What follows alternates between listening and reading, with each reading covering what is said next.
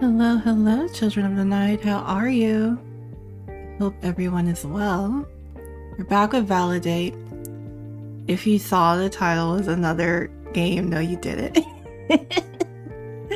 But yeah, we are back. If you're not following this game, there were some updates. They got autosave now. Some bug updates were made. Also, very interesting.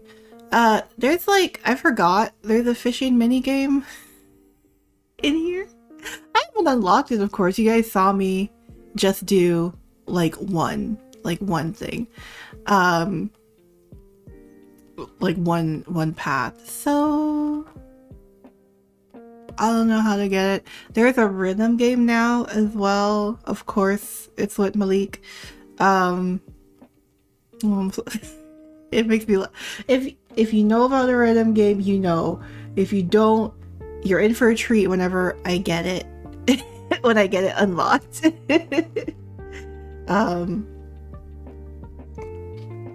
Excuse me. I had to drink my tea. But yeah. Nothing else to it. So today it'll be ValiDate today, and then again on Tuesday, and then as usual Friday is for Final Fantasy, and then Spooky Saturday with more Alien Isolation. I believe I was on Anaya's route.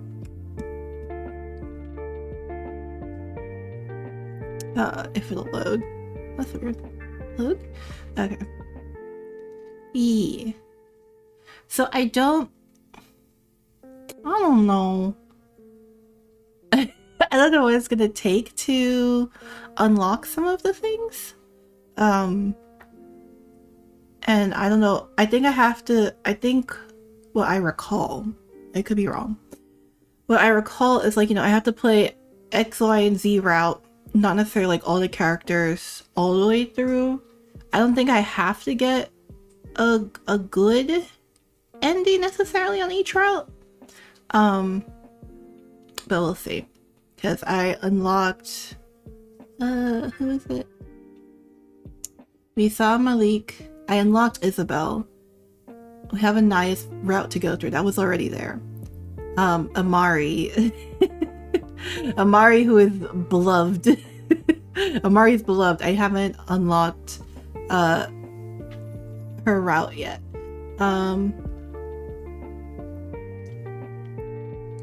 But yeah, I'm gonna just load up into Anaya's. I believe that's where I managed to save. But autosave is now a thing.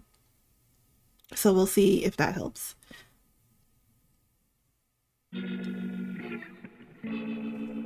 Oh yeah.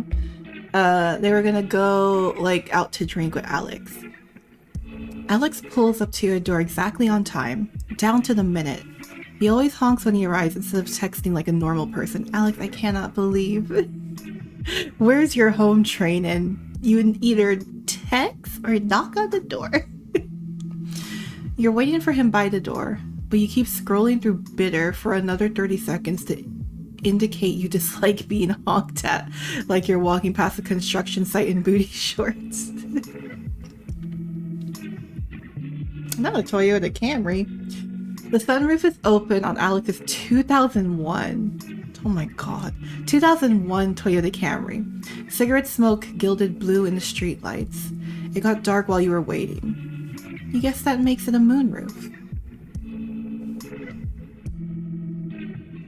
Alex leans out of the window, sunglasses pushed up and perched on a blurry mop of silver hair.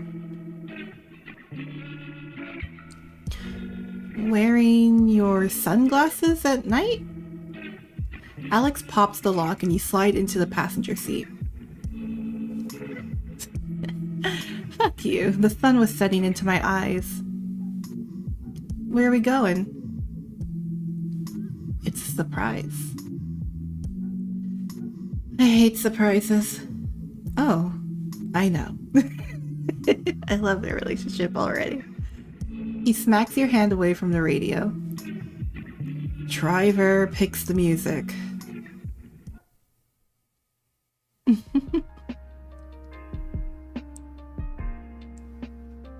At first, you think Alex is lost and needs somewhere to idle and pull up directions on his phone. He turns off the car. You look from the sign to Alex and back again. Aha, so this is how it happens. Oh, Yolanda, when we get to your route, girl. Yolanda, girl.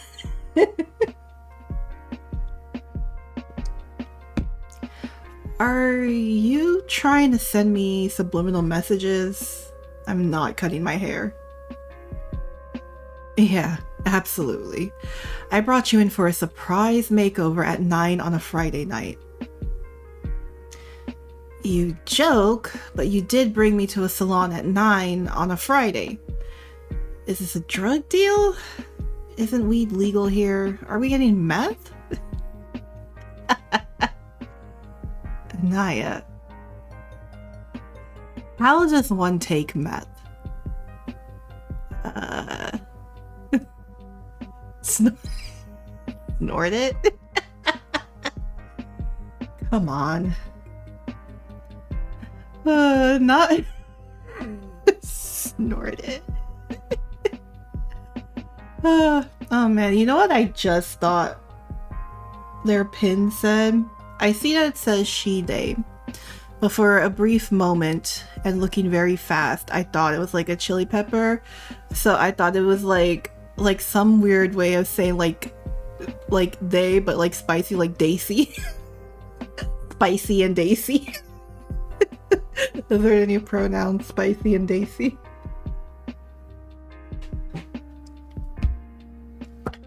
Despite your distaste of makeover montages, you follow Alex out of the car and around the building. The back parking lot is a totally different scene. The salon looks closed, but around the back there's an entrance with a wrought iron gate. No, a wrought iron railing wrapped with fairy lights, and a gaggle of people standing around talking and smoking. All of them dressed way cooler than you are. Overalls is back. Overalls is in. We can wear overalls and pins. Especially if you have arms like Anaya. Like, go all out, girl. The person working the door greets Alex by name, giving you a brief glance before letting you inside. It definitely smells like a salon. Hairspray and bleach, but the back room has been turned into a little performance space, complete with makeshift stage and mood lighting. A girl is selling beers out of a cooler in the corner, and a couple of guys in a roadie black are setting up a sound system. You sit at a small round table and Alex buys you a drink. The place isn't huge, and it's filling up fast. You had no idea something like this was here. You don't go to salons. You haven't cut your hair in years. I'd say that was a move, but nah, I cut my hair last year. But I think it was long as Anaya's at the time. Do a bunch of shops in towns have places like this? Is there like a fucking cabaret going on in the back of Lawn Depot? Not Lawn Depot. Though I think that's a better name. You really are being weird. I noticed it on the phone. Ugh. What do you mean?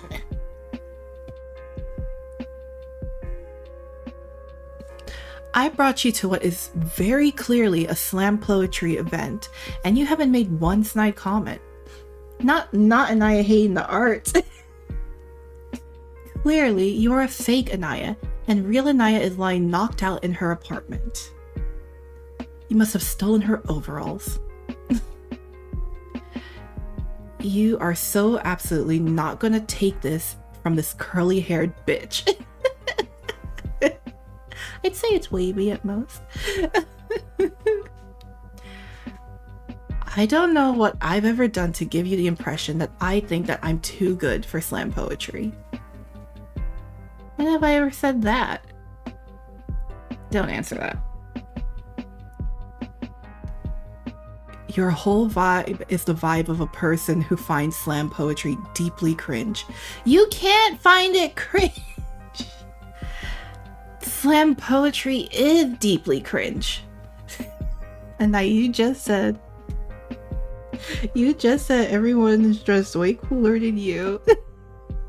You have a little, like, beaker as a pin. What do you... You're a cookie nerd. It's okay. Alex makes a gesture with his beard that says case in point. He rub at your forehead.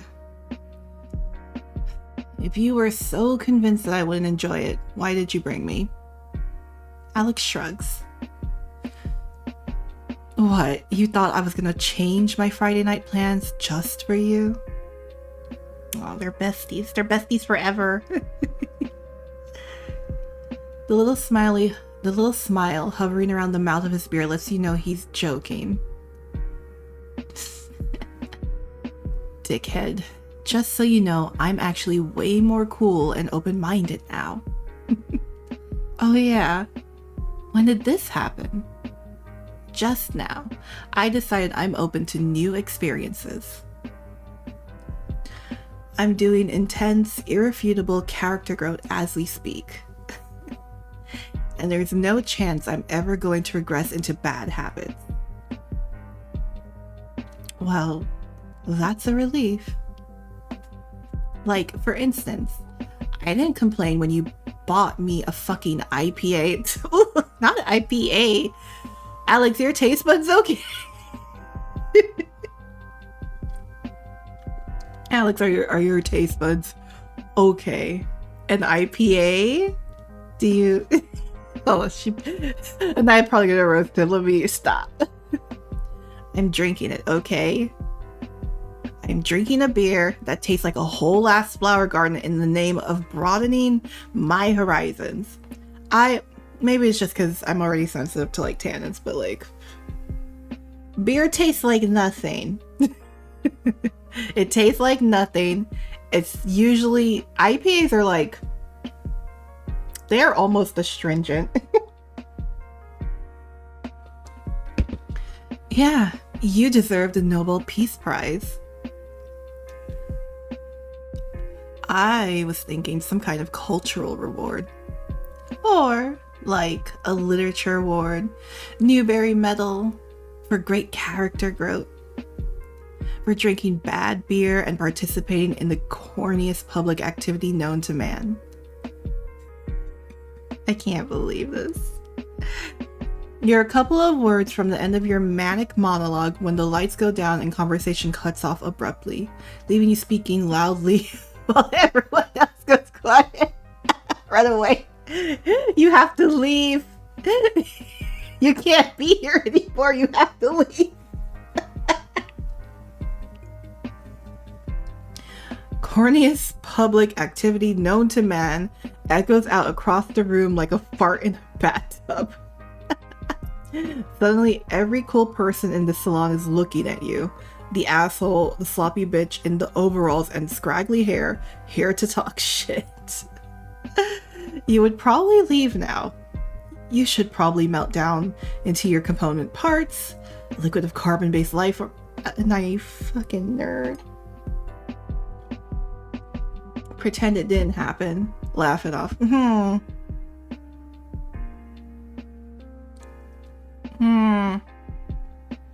Either way, it's bad, I feel like. And Anaya just doesn't feel like... if you want to, I can get up on stage and say it again. Don't make it worse! Nobody laughs. Shit. Fuck. You should stay quiet. You're not winning friends and influencing people. You know what? Live your truth. I don't agree with Anaya on the slam poetry thing, but live your truth. Takes a lot of courage to speak your words.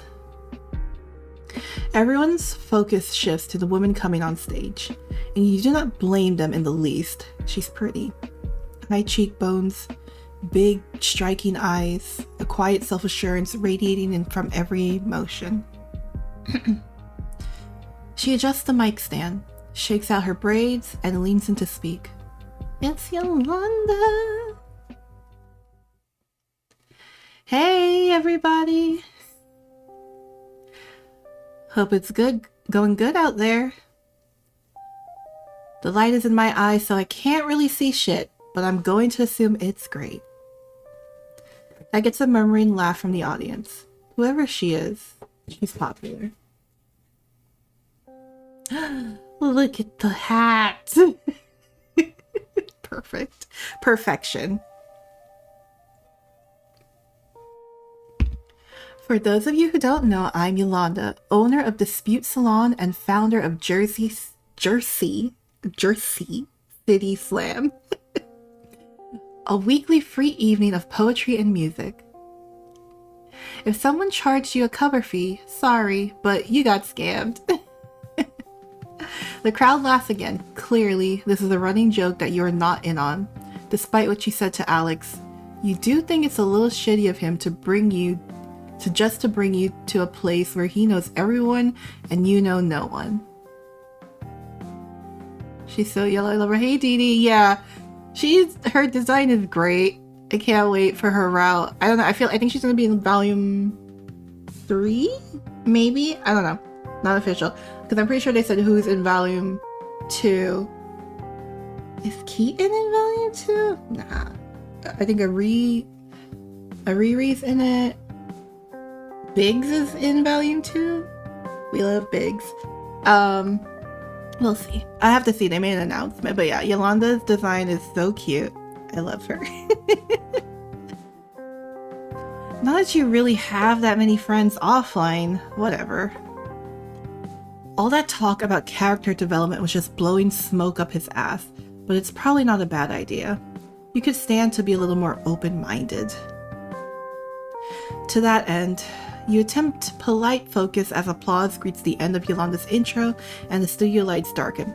Listen, I just think I'm just not gonna get any dates with Malik or Anaya for a good while. I mean, I don't think they're meant to end up with like Yolanda. There's like characters that other characters are kind of supposed to end up with or like have like a good like ending with. So, you know, it just feels, you know, Strikeout is probably fine. But they're so, like, Malik puts his foot in his mouth. Oh, Anaya also puts her foot in her mouth. But Yolanda might kiss both of them. So, so we'll see. It's surprisingly not terrible. Definitely not something you'd come to by yourself. And you're not sure if you'd come back. But the talent level here is high enough that it isn't excruciating. Oh no, someone's kettle. Give me a sec. Let me go slap whoever kettle that is.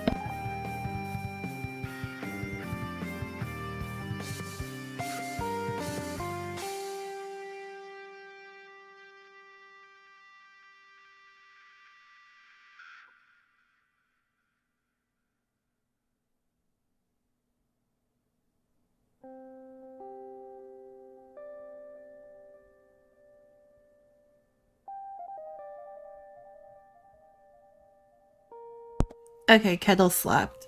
It's all good now. There's a couple singer-songwriter type acts, and some decent freestyle rappers, even if the crowd gets too rowdy for you to parse every word. Some of the poetry is good, too, if a little dramatic for your taste. Now you're so dramatic, please. Towards the end of the set, the lights go down even further. You're on your second beer, just chillin', when Yolanda gets back up on the stage. The crowd applauds harder for her than they have for anyone else, cause she's great. Hey y'all, I've got a new one for you tonight. Aren't poetry people supposed to snap? This is not the Goofy movie, Anaya. Huh? You know, snap your fingers so people can hear the poetry. I don't think anybody actually does that. Well, maybe they should. We should start it. Anaya. This is not the Goofy movie. Stop it. You are welcome to snap if you want to. No, we have to snap together if it's just one of us. Shh. Anyway, yeah, here we go. Hopefully this one hits and isn't... Her eyes flick briefly in your direction. Some corny. You're back to wanting to sink into the floor. Alex snorts. You elbow him in the shoulder. You need to have a talk about that. Loving and supporting your socially maladjusted friend.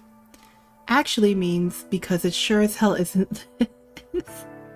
But then the lights go down and Yolanda starts to speak. And it's like flipping a switch. The audience might still be making noise. You honestly have no idea. At this point, you could be hit by a 10-foot wave and you wouldn't even notice you were wet. Let me stop. It's not the words to the poem, though they're pretty good to your amateur ear. Dark shapes moving through a bright day and leaving no shadows. That sort of imagery. And it's not the way she looks either, although she looks good. There's something in the way she speaks. A clear intonation to her words, a cadence to her gestures. It's confidence, but it's also the opposite of that, indifference. She has something to say, and she's going to say it, even if no one is listening. If Yolanda were performing to an empty room, she'd give the same energy, the same calm assurance that her words have value. To someone like you, ever fidgeting and vamping, trying not to look at viewer counts, ignoring vicious comments from out the corner of your eye, aware that it's only a matter of time before someone comes along and tears all the success out of your hands and scatters it to wind. It's humbling, to say the least. Her performance winds down, but she maintains intensity all the way through. When she's finished and the lights come up, you sit in thunderstruck silence as everyone else around you applauds politely. You might manage to put your hands together a couple times. There's no way you've only had 2 beers. Where's the fucking ABV on this bottle? Everyone loves Yolanda. That was amazing. It comes out breathy and squeezed.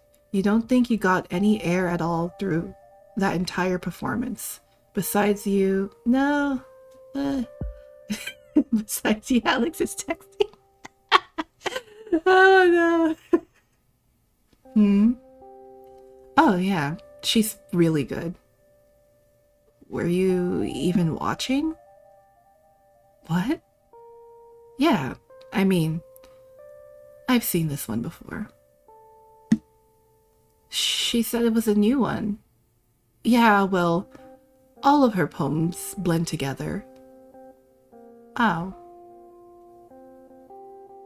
I don't mean that in a bad way. I mean, she's doing like a themed book of poetry or something. You should ask her about it. Holy shit, you should. It didn't occur to you to go up and talk to her. Your everyday interaction with people is through a screen. Only way to show your appreciation is to like, comment, and subscribe. You shouldn't get pissy at Alex for not being moved by Yolanda's performance. You aren't an artist. But you're close enough to understand not everything resonates with everyone who hears. On the other hand, you don't want to be the only asshole who got knocked on the floor by a pretty girl saying a poem in the back of a hair salon. And, she's coming here, isn't she? She's so cute. Hey, Alex. Glad you could make it. Londa, you were fantastic. Alex's phone immediately goes into his pocket when she walks over. He might be a shitty audience member, but he's not a complete dickhead.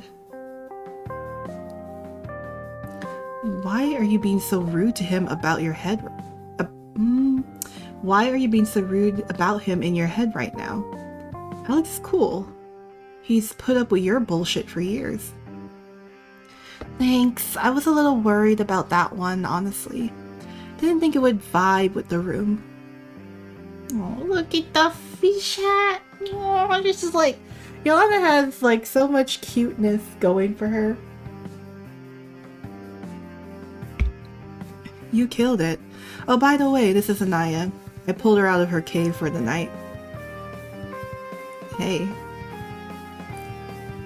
She thought you were great. I'm right here. I thought you were great. Just be chill. Hi. I thought you were great. Yolanda laughs, looking between the two of you like she's trying to figure you out. Oh man, I guess I should up the speed. Hold on, sorry, because I keep clicking the middle and it's not. Just a little faster, please.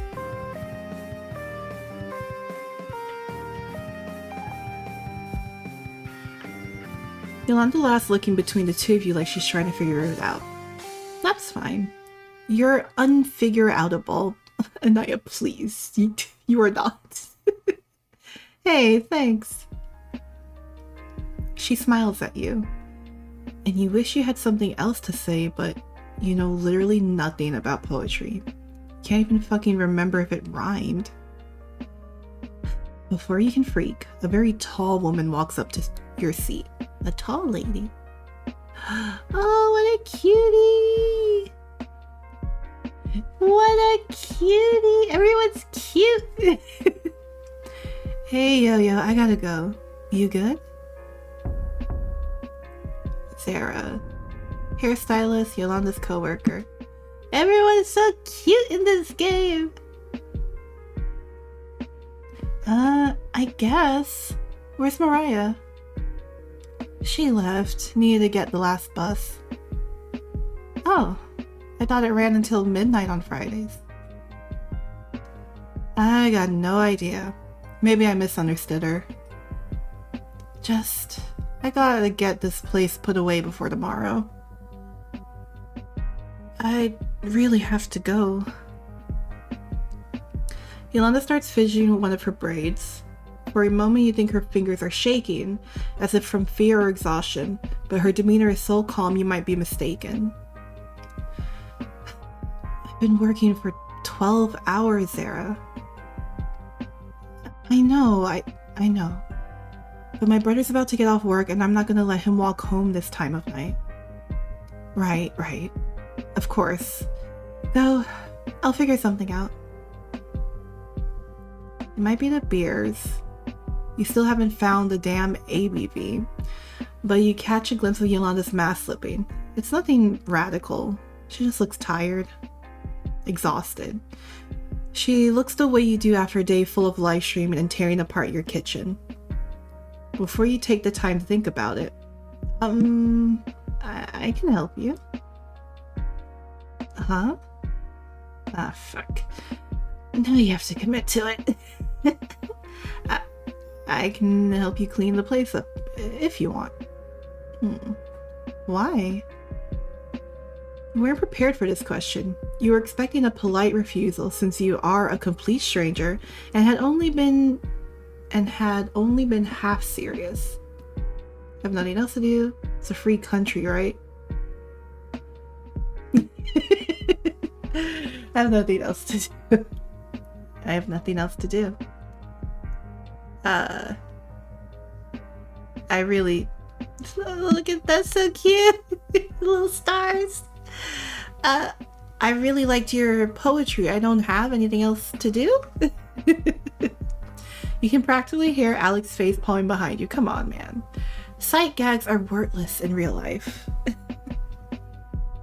Yolanda stares at you a couple seconds before smiling hesitantly. Sure. Appreciate it. Come on. Come find me when people clear out, okay?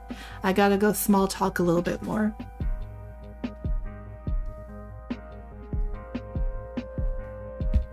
She joins the... No! I keep doing that. She joins the people milling around the stage, throwing you a brief glance over her shoulder. Hey, I can't stay late enough for you to pick up chicks with your incredible room straightening skills. Or whatever. I got work in the morning. I'll just get an Uber. Uber. What? Why are you looking at me like I've got food all over my face? Well, you've got something on your face, but I was ignoring it because you told me to on Instagram. You elbow him. I'm not used to you being impulsive, that's all. Whatever.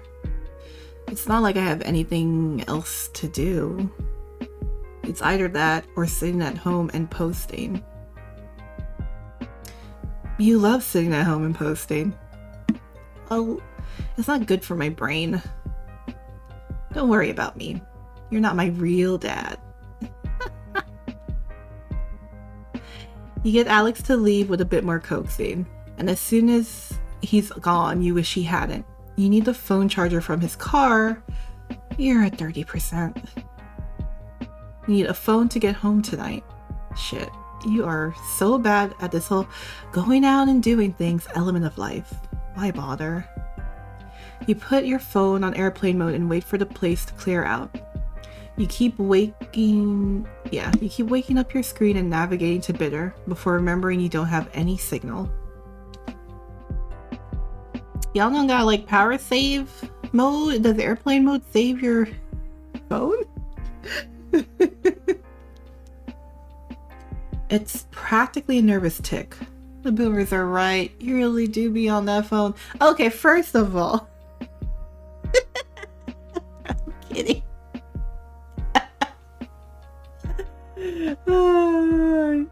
It's because you stay on that phone. That's why you don't get headlight. That's why you ball. Like all that type of shit. Luckily, now that beers are sold out, people start to leave. And then it's just you and Yolanda and the mood lighting. She's counting cash from the makeshift bar with quick practice flicks of her fingers, stacking the bills in neat piles. Then she stands over the cash bog, head bowed, like she's praying or thinking, or resting her eyes. You get the sudden impulse to part her hair to get a look at the neighbor. Oh, girl. Oh, girl. you. Now Yolanda having them all love struck immediately. My lady's like, ooh, is she into doming? Can she dom me? And Yolanda's like, I just want to be as intimate as possible. You get a sudden impulse to part her hair to get a look at the nape of her neck. An intensely creepy thought to have. She straightens up and whatever spell she'd cast is broken. Hey, thanks again for staying. She's back to politely energetic. She doesn't need to put on her customer service act for you. You live stream. You know what people look like when they're performing. But you don't know her at all. What are you gonna say? Relax? No problem. Is there anything specific you want me to do? Can you stack the chairs? Not too high. 3 or 4 in a stack. Not you flexing. Got it. Yes, I can definitely do that. You stack chairs. You only knock your elbow into one a couple times, and you only drop one twice. Did 2 beers do this to you? You are a little old lady. Naya, you're like 26? I think that's what it says. After you're done with the chairs, you sweep and take out the trash. You hate doing chores, but this is way less awful than doing them in your own apartment.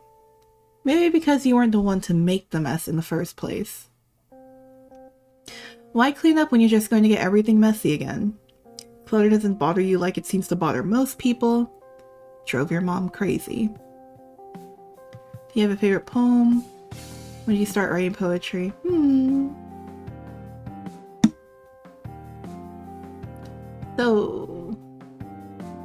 When did you start writing poetry? Huh. She looks at you with such a strange expression. You wonder if you committed some intense poet faux pas.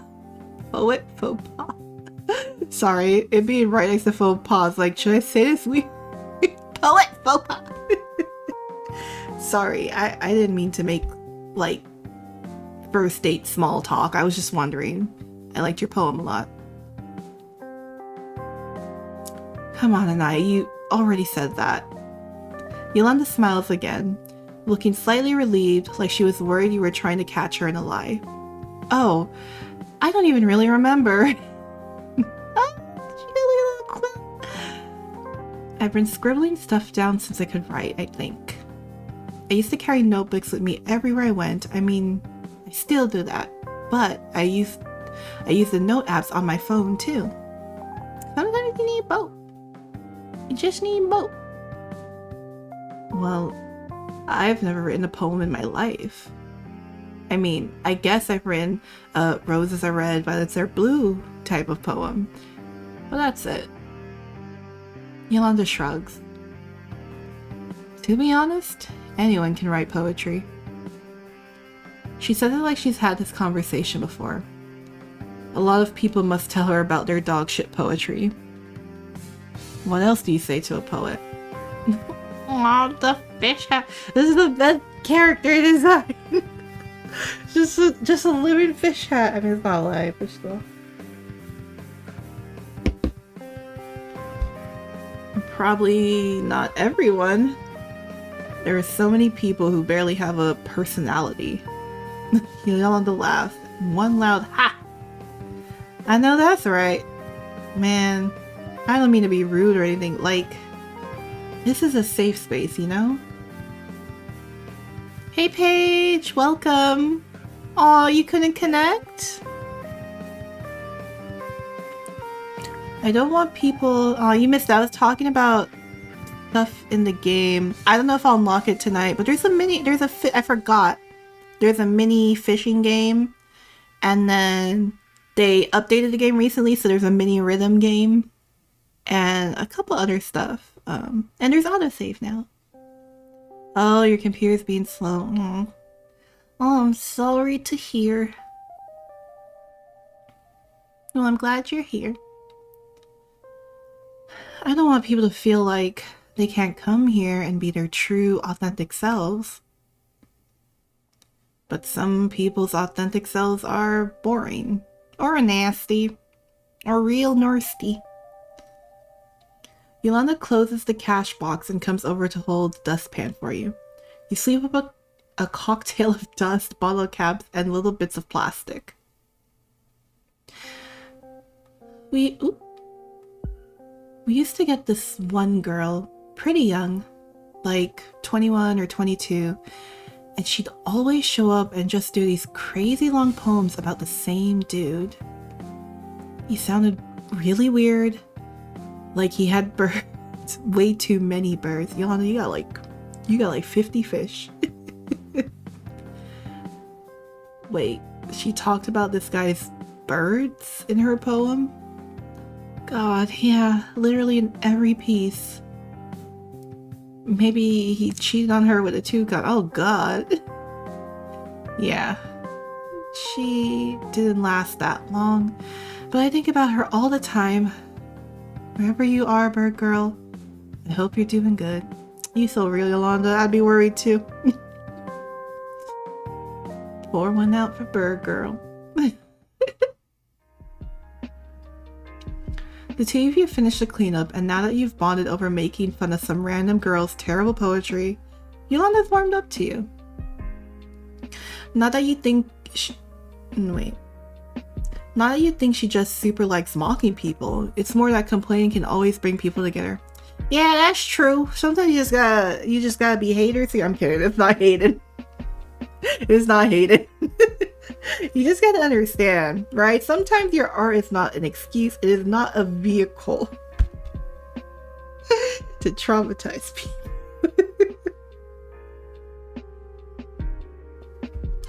Back in college, the single easiest way to start a conversation was bitching. about the syllabus, the professor, the long distance between buildings on campus. Oh, that's right. You used to be good at making friends. You're not sure what happened. You get old! I'm kidding.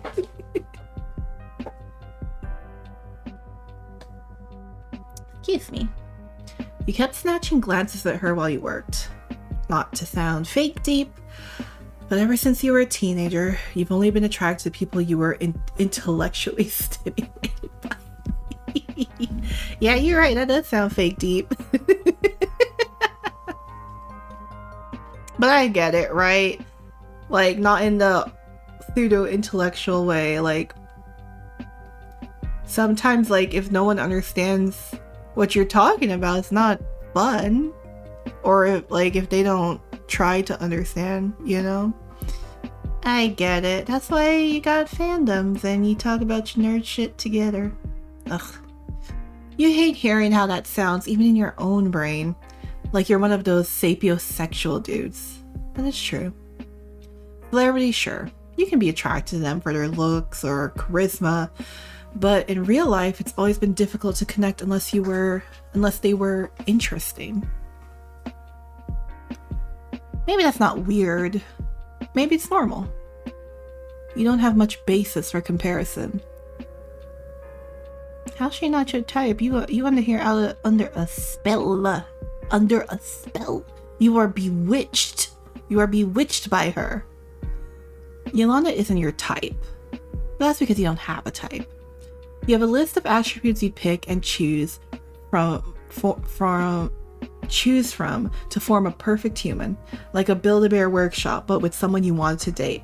But that's what, like, being like a type is. Like, you like this aspect in a person. All right. You mean in a way that doesn't sound like a supervillain, though. I don't know. You got a whole. Let me stop it.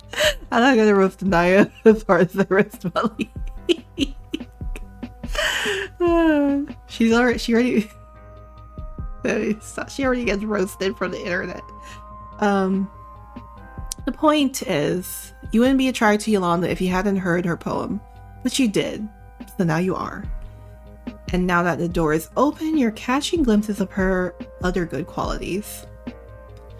You hope she didn't see you looking at her ass. Well, she's way out of your league.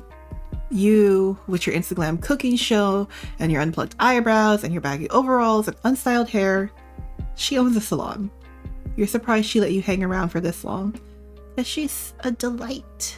She's so talented. Which is why when the two of you finish up and she asks if you want to come over to her place, it knocks you out.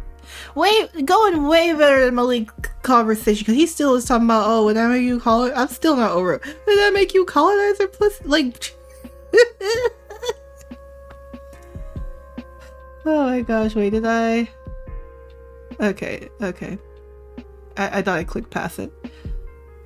No problem if not. I just know you mentioned you wanted to charge your phone. And I live basically upstairs. Right. She's being polite. Makes sense. Well, you don't need to be home at a reasonable hour. Tomorrow's the weekend, and you work at home for yourself. Which means it's always the weekend, but more depressing. You know, it's hard not to be, like, tough on yourself, and we should always evaluate ourselves, right? We should think about ourselves, critique ourselves, but constructively. And obviously, if she's out here living, making her money on her own, on her little Instagram cooking show, she's not doing bad for herself at all.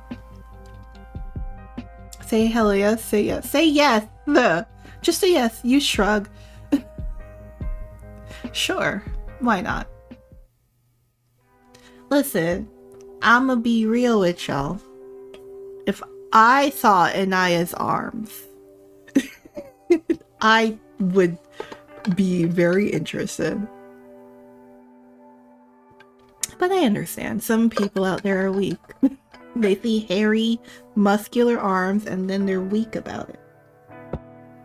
And that's you. You have to live with your cowardice if you don't like like strong arms on women. You don't like hairy arms. You need to work that out with yourself. Yolanda's apartment is nice and looks about the way you expect it to. You check out the small stack of books on the side table while Yolanda goes into her room to grab her phone charger. It's all poetry. Alice Walker, June Jordan, Jupiter Hammond. Maya Angelou is the only one with a name you recognize. Not even Alice Walker? Not even Alice Walker? They used her books for a movie. I was literally talking about Alice Walker the other day. And when I think about Alice Walker and I think about the color purple, I'm just like, I sit here and like I watched the movie and I read the book when I was a little chitlin, and in my big old age now, I said, do people not realize that the book's gay? Like, do people not get that about the color purple is gay? Like, do they not get it? There's a lot more in the books, but like I think about like how much that movie's like talked about like culturally stuff, and I don't think people realize it's gay. And I don't think they know Alice Walker's a lesbian. I don't think they know. Last time I heard, she identified as a lesbian, but I could be wrong. Times change, people change, and that's okay. But the book's very gay, and like they put enough, like I think the movie's triggering for like the abuse, but there's that scene with the singer, and I'm like, so do y'all not like close your eyes when that part comes on if you don't realize the movie's like gay? Like, you close your eyes? Like if this book came out today and it had to be like sold, right? It had to be sold like for the young crowd, 100% there would be some type of like hashtag, like someone would be like, you guys have to read this, like, oh my gosh, they're roommates, like you that's what it would be. Okay. Maya Angelou is the only one with a name you recognize, though you haven't actually ever read anything by her. She's just the water. That's what I was gonna say. She was just in the water through a lot of undergrad. Yolanda comes back in with the charger and a little baggie. This is Yolanda's segue to everything. You smoke? Not really. I used to, but I'm not actually that good at it. I suck at inhaling. It also makes you paranoid, but you don't really want to talk about that. I got edibles actually. I don't smoke much either, or at least I try not to. Okay. You say before you can talk yourself out. For all the smack you be talking. Anaya, it's okay. You don't have to. You say before you can talk yourself out of it. Honestly, the paranoia usually isn't that bad. It's not like you're gonna do much damage here. Usually when you get paranoid, half of it comes from doom scrolling. Eat the whole gummy, eat half. Okay, if you're gonna take it, eat half the gummy. You eat the gummy she offers you and sit down on the couch. It's a way nicer couch than yours, and you doubt anyone has spent all day on it lying around sweatily. You don't want to use your AC either.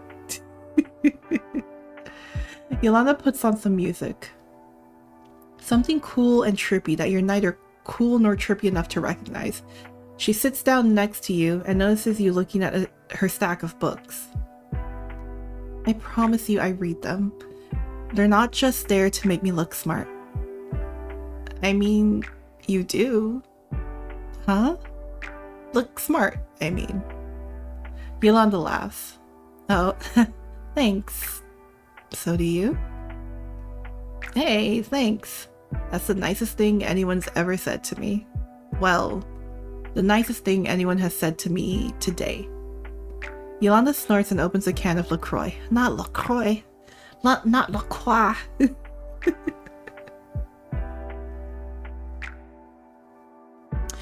Yeah, I've had LaCroix. Maybe it's better now, but some seltzers, I don't know what they put in it, make my mouth dry. That's come up a lot in this so far, hasn't it? But also, LaCroix tastes like an afterthought of fruit. It doesn't even taste. It smells like an afterthought of fruit. Oh, do you want one? Just people make fun of me for drinking it, so I always forget to offer. I'm good. I think LaCroix tastes like a vague suggestion, but you do you. See? Everyone is so mean. It's okay. It's okay, Yolanda. It's okay. I don't know what you taste, but if you get something out of it, if you enjoy it, you do you. I personally do not like it. It does not taste like anything. There was, oh my gosh, I was so mad. There was a really good one I had that didn't make like my mouth dry and actually tasted nice as well as smelled nice. But it's distributed by Nestle, so I didn't buy it. I tried it and I was like, oh, I'm so excited. I have a seltzer, it tastes good. And I looked at the back and I was like, no. It's so sad. Drink your ghost water, Yolanda. Yeah, drink your ghost water. Drink your ghost water. Yolanda would drink LaCroix. She just really seems like the type. It fits her perfectly. Whatever that type is, you're not actually sure. She just enjoys her life. And I'm sure to people who can taste it, it tastes good. I definitely am not always gonna be like, you know, like I will objectively say, this is not subjective, I will objectively say beer is nasty. But objectively, like with water, not everyone can taste water the same. So, hey, if it tastes good to you, it tastes good to you. You wonder vaguely if you were her type, but then you reason that it doesn't actually matter. I need Anaya to just look at her arms. I need her to just look at her arms and her broad shoulders. You could be anybody's type. Anybody's type. You could be anybody's type. Long hair, broad shoulders, strong arms. Ideal. Anybody could have that. Anybody could do that.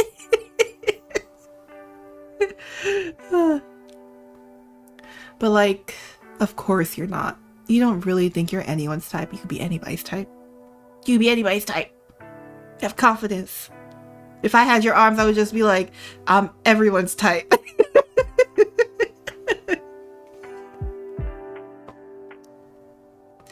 But of course, it doesn't matter because you don't care. That's not why you're here. Fuck. You've just been staring at her like an idiot. You good? Yeah, I was just thinking it's actually super easy to make infused seltzer. Like aqua fresca. Like just sparkling water and fruit. It tastes way better than the stuff you get in cans. Not that there's anything wrong with getting stuff in cans. I should do a show on aqua fresca. Now that I'm thinking about it. As long as you don't call it spa water, girl, you good. A show? Oh. I have an Instagram channel where I do cooking lives. Stuff like that. You pull out your phone and bring up your page. You got a ton of comments that Alex hasn't managed to go through yet and a couple DMs. People trying to correct your technique, calling you a bitch, or offering you bad promotional deals. Ooh. She takes your phone and flicks through your gallery. Oh my god, you're that Anaya! Alex has talked about you before. He works for you, doesn't he? Excuse me. Kind of, yeah. He just moderates for me. I'm not like his boss or anything. Excuse me. I'm about to be full of the burps. Excuse me. I don't know why I didn't think about it before. I guess I just think of you as Naya because, you know, Naya's noms. Yeah. The name is stupid. It was just a joke. I didn't expect it to turn into a whole brand. That's like literally all the influencers. I didn't expect this to pop off.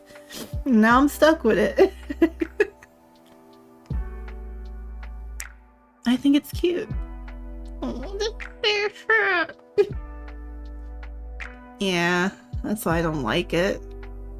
Yolanda tips her head to the side, looking at you. You don't like being cute? You shrug. I mean, baby chickens are cute. Little dogs with bows in their hair are cute. 6-foot-tall Pakistani girls are not cute. You can be anyone's type! You can be anyone's type! 6 foot tall! Take the world on! Take the world on! Golly! I understand. Right. Black and brown girls, if we're tall, I'm not tall, but if they are tall, if we are tall, people see that as a threat. And it's just like, you tall girl? Take on the world. Take on the world. Alright, you could do anything.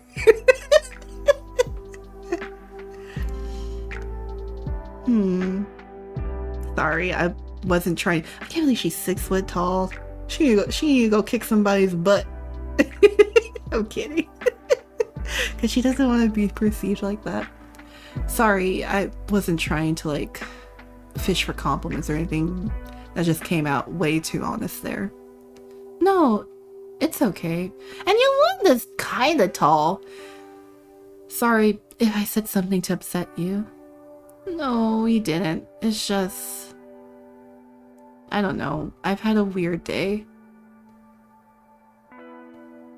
Yolanda tips her head to the side to show that she's listening. I mean, it's actually not been a weird day. It's been a totally normal day.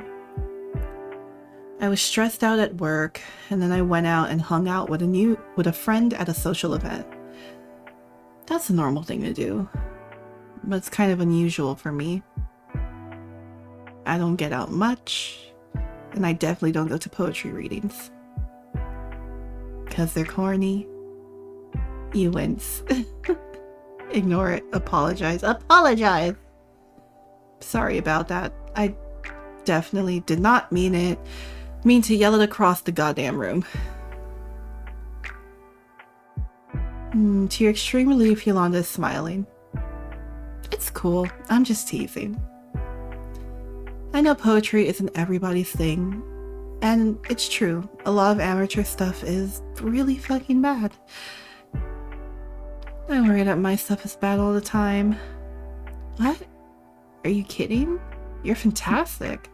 I mean, I know I just said that I don't know anything about poetry, but even I can tell that. Right, I know that I'm good, but also I worry that I just think I am. Like, am I actually just that girl?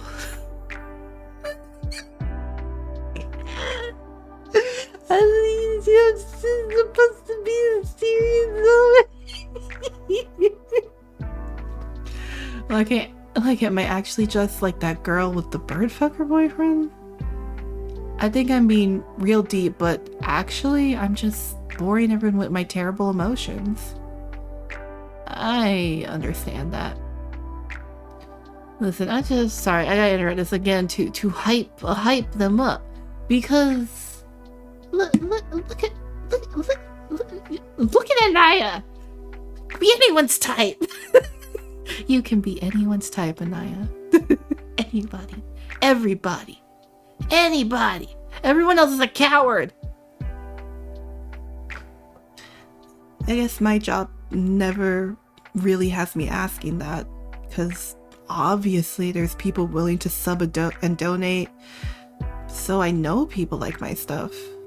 But then that becomes the whole way I have to tell if I'm doing good, right? Like, if the subs go down, I think, well, I'm not as good as I used to be, if that makes sense. It makes sense. Blah, blah, blah. Gig economy, blah, blah. Yeah. Yolanda's hand is between the two of you on the couch. Without meaning to, you've inched closer. Wow. Okay. This hadn't been the plan, but whatever. Almost without realizing what you're doing. You start tracing your fingers across the back of her hand, appreciating how slender her fingers look beneath yours. Oh, look at them, they're so cute. Yolanda.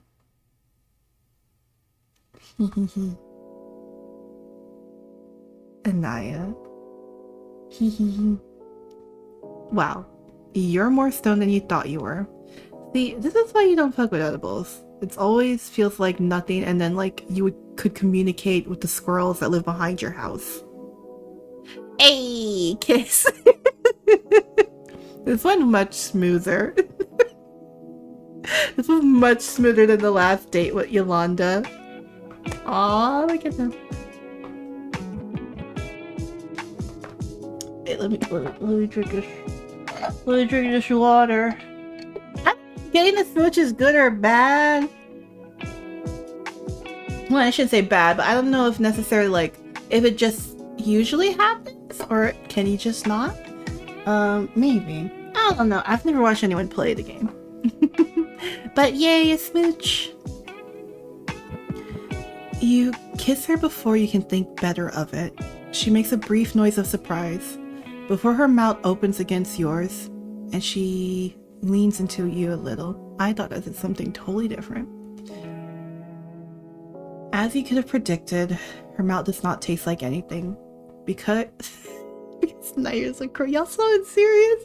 Y'all be saying that say this shit in the most cute moments. She makes a little sigh. Like capitulation? Like capitulation, like a shrug, and climbs into your lap. Her hands rest on your shoulders, almost politely. You try to remember why you started to kiss her.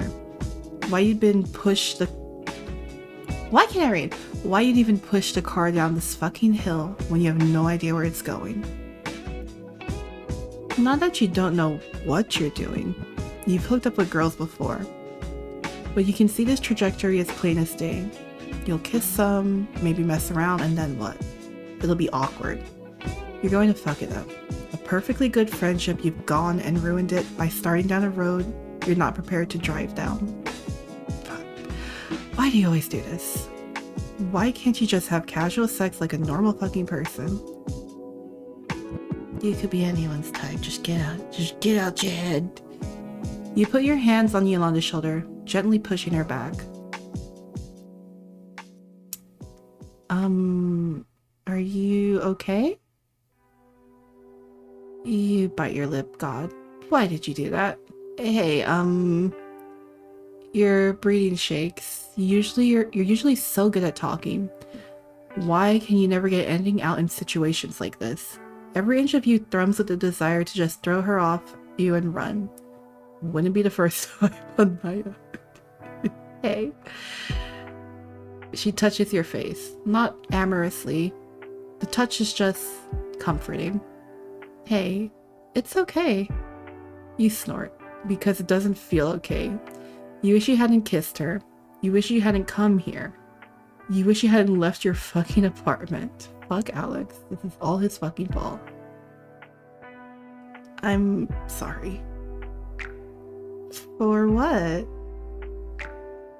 You look at her, convinced she's making fun of you. You haven't done anything wrong. Unless you did and just haven't told me about it yet, but I don't know you very well. So if you robbed a bank or something, that's fine. I won't snitch. You laugh. It sounds watery, even though you aren't crying. I just shouldn't have done that. I do this thing where I think I want something from somebody, and I do. I think I do want it. But then there's a part of my brain that doesn't want it either. And that part gets wrapped up around all the other parts that do want it. And then it just makes everything into this half-wanting, half-scared mess, and I feel sick. Yolanda doesn't say anything. If that makes any sense. I'll be honest. It doesn't. Or it creeps through you. Fuck, you just made it worse. You figured she might be okay with meaningless babbling since she's a poet and all. Not that her poetry was meaningless babbling. At least you aren't saying any of this out loud. You aren't saying anything at all. Well, that's fine. If you don't want to make out, we don't have to. Your laugh just gets waterier. Waterier.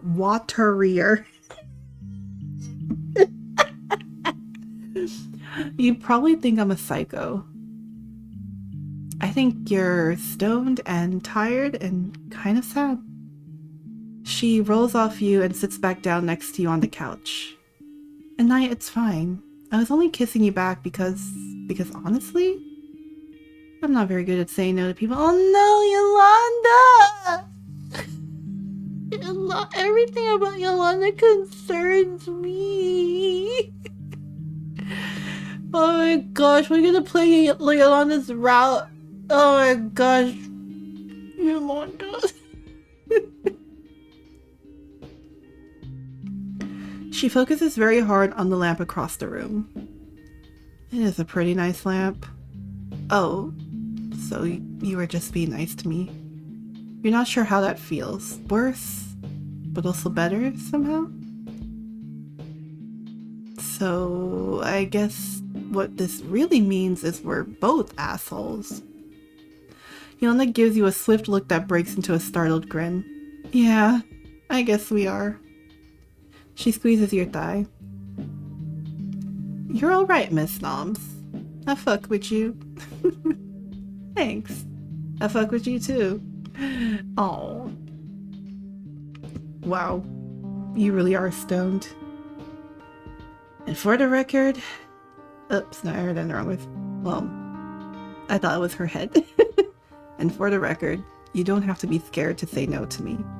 I'll even leave if you want me to. Yolanda shakes her head. You don't need to leave. Like I said, you're good. That can just be a thing that didn't work out. An inexpressible wave of gratitude rolls over you. The realization that Yolanda is in fact not some test or quick time event that you have to pass or fail. Oh, are you telling me this, Kate? That she's a person to whom you can explain your thoughts and actions. Not a faceless wall of text or a cold algorithm. Saying no now doesn't mean you have to say no forever. Well, maybe not with Yolanda. You probably burned the sex-having bridge for this situation. But with other people, you don't, in fact, have to make the same mistakes again and again, like some wind-up toy set on a trajectory of failure.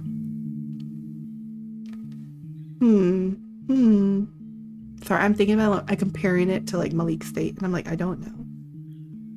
You can meet someone new at any time. Anything can happen.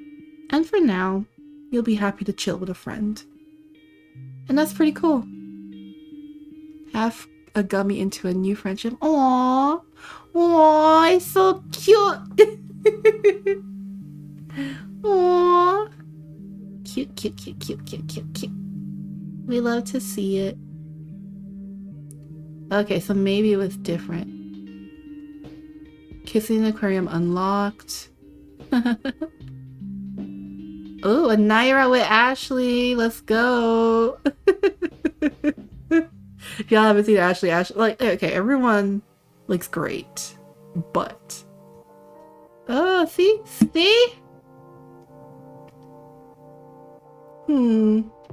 Okay, so I should try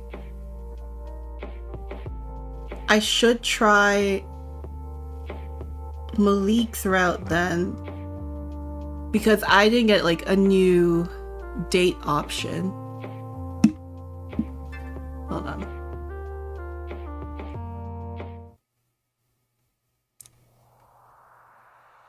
Wait, because I think I can skip to... No. This is not what I want to do. Hold up. Hold up.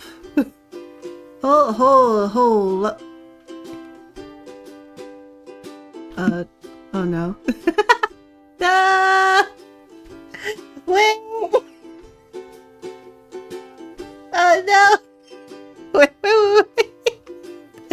Oh my gosh, let me... At first... It froze! It froze! Hold on! I'ma fix it! I did it so bad! So terribly!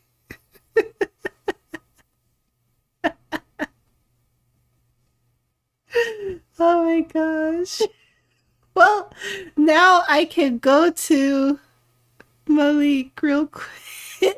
I did. I'm sorry. Oh my goodness. Let me in. Okay. Okay, sorry. I have to wait for it. I think it's gonna look messed up if I try to show it now. Okay. Nope. Nope, this is not. Yes. Oh my gosh. Sorry. It's really tiny for me. It's so tiny. Oh, and it's frozen for you guys. Oh my gosh. Oh my gosh. What a disaster. What a disaster.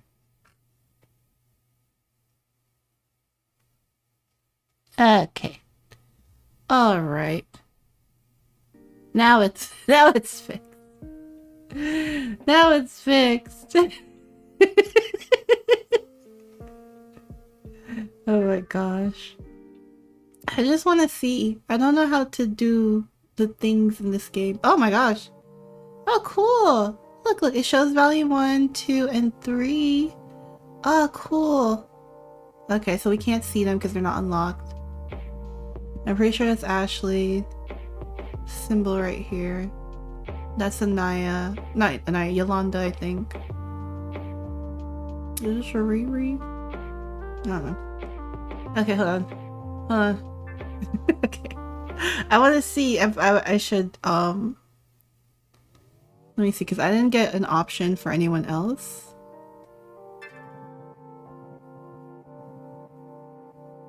So we're not gonna say that joke about we're not gonna say that joke, that colonizer joke. Let me see. I don't know if it'll be any different. I'll see. Let's see. This one got me messed up. How do I don't want to skip choice. Okay. Let's see. I don't know what rare ending is. I don't know if it'll like...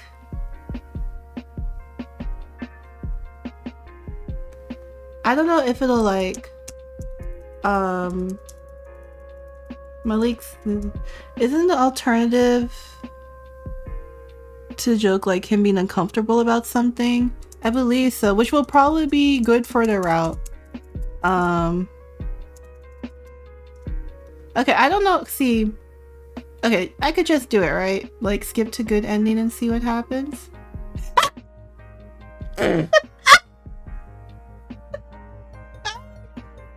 We got there.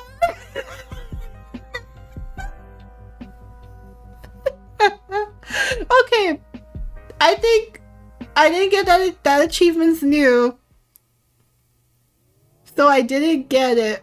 But not Arihi. Not Arihi. Is it Ari? Maybe Ari. I don't. Sorry, it's a disaster. We don't know what led to that. Not even know I got to, exactly. I have no idea. I didn't know what it would do. But maybe they make it like that so you can get through it faster. I definitely think saying the colonizer pussy joke will help lead you to the bad end, so don't say that. But he did open up in the options that I did. Not Ari. I think it's Ari. Alright? Arihi. Ari. I think it's Ari. I think they actually, I might be tripping. Hold on, because I think they have, oh man. I was too impatient with the text. I was too impatient with the text. I'm sorry.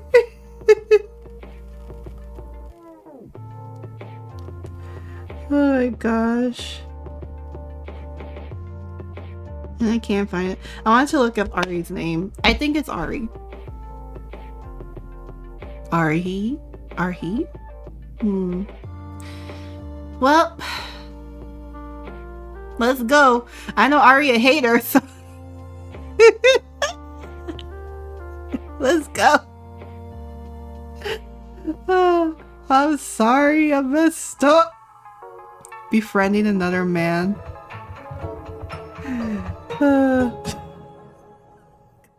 Or is homophobia? Let's see how this goes, because Ari a hater. It says to skip to the ending. Yeah, but when I say I don't know, I'm saying I didn't know it would like lock. I didn't know it would like lock the like choices. Like I was just trying to get there. Yes, homophobia. You're in a committed relationship with making bad decisions. A man with no moral compass, influenced by only the teachings of your grandmother. And even then, you can feel the urge shift as she rolls over in her grave every time you make another terrible decision. Like today, one of your baby mamas, Tara, decided she was going to take you to court if you didn't buy diapers. But you were pretty sure she doesn't want money to get her nails done and not the actual diapers. Roman is nearly 4 years old, and kids that age are mostly potty trained, right? You weren't meant to be a father. You were meant to be a rapper, or to be famous one way or another. You have the whole formula for a rapper. Tall, the Bound Cloud rapper, dread cut. Stupid. No, so you do have tattoos. Stupid ass tattoos with baby mama drama. 2 kids you kinda don't care for. Big Bok already gave you a bit of clout, but you need to keep going. How else are you going to buy your mother her house dream? Her dream house. Not her house dream, her dream house. Diapers, yeah, diapers. You can do that. You can buy diapers for your 4-year-old son who needs diapers. BVS sells diapers, you think. Why wouldn't they? It's fucking pharmacy after all.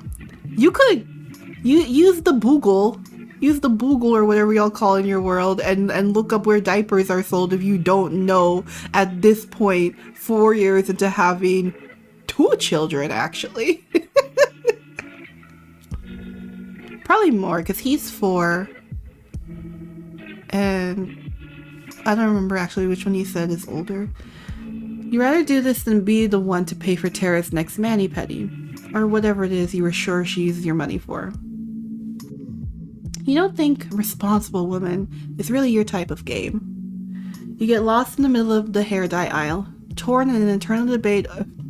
If they say bleach, if they say he's gonna bleach his, if he thinks about bleaching his hair blonde, I'm gonna laugh, because you have to know the jokes. Get lost in the middle of the hair dye aisle, torn in an internal debate over whether to change your hair color. Not like you'll get fired for it. You're your own boss. Well, you're the manager. Rocket red or coral blue, you think to yourself as you hold boat containers in your hand. A thump from the aisle over drags your attention away.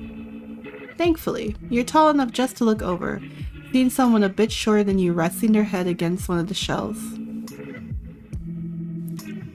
Maybe maybe you should go do something. Should you? Talk to strangers? I don't know about that. Sorry, I really wanted to get... I think it's Ari. I really wanted to get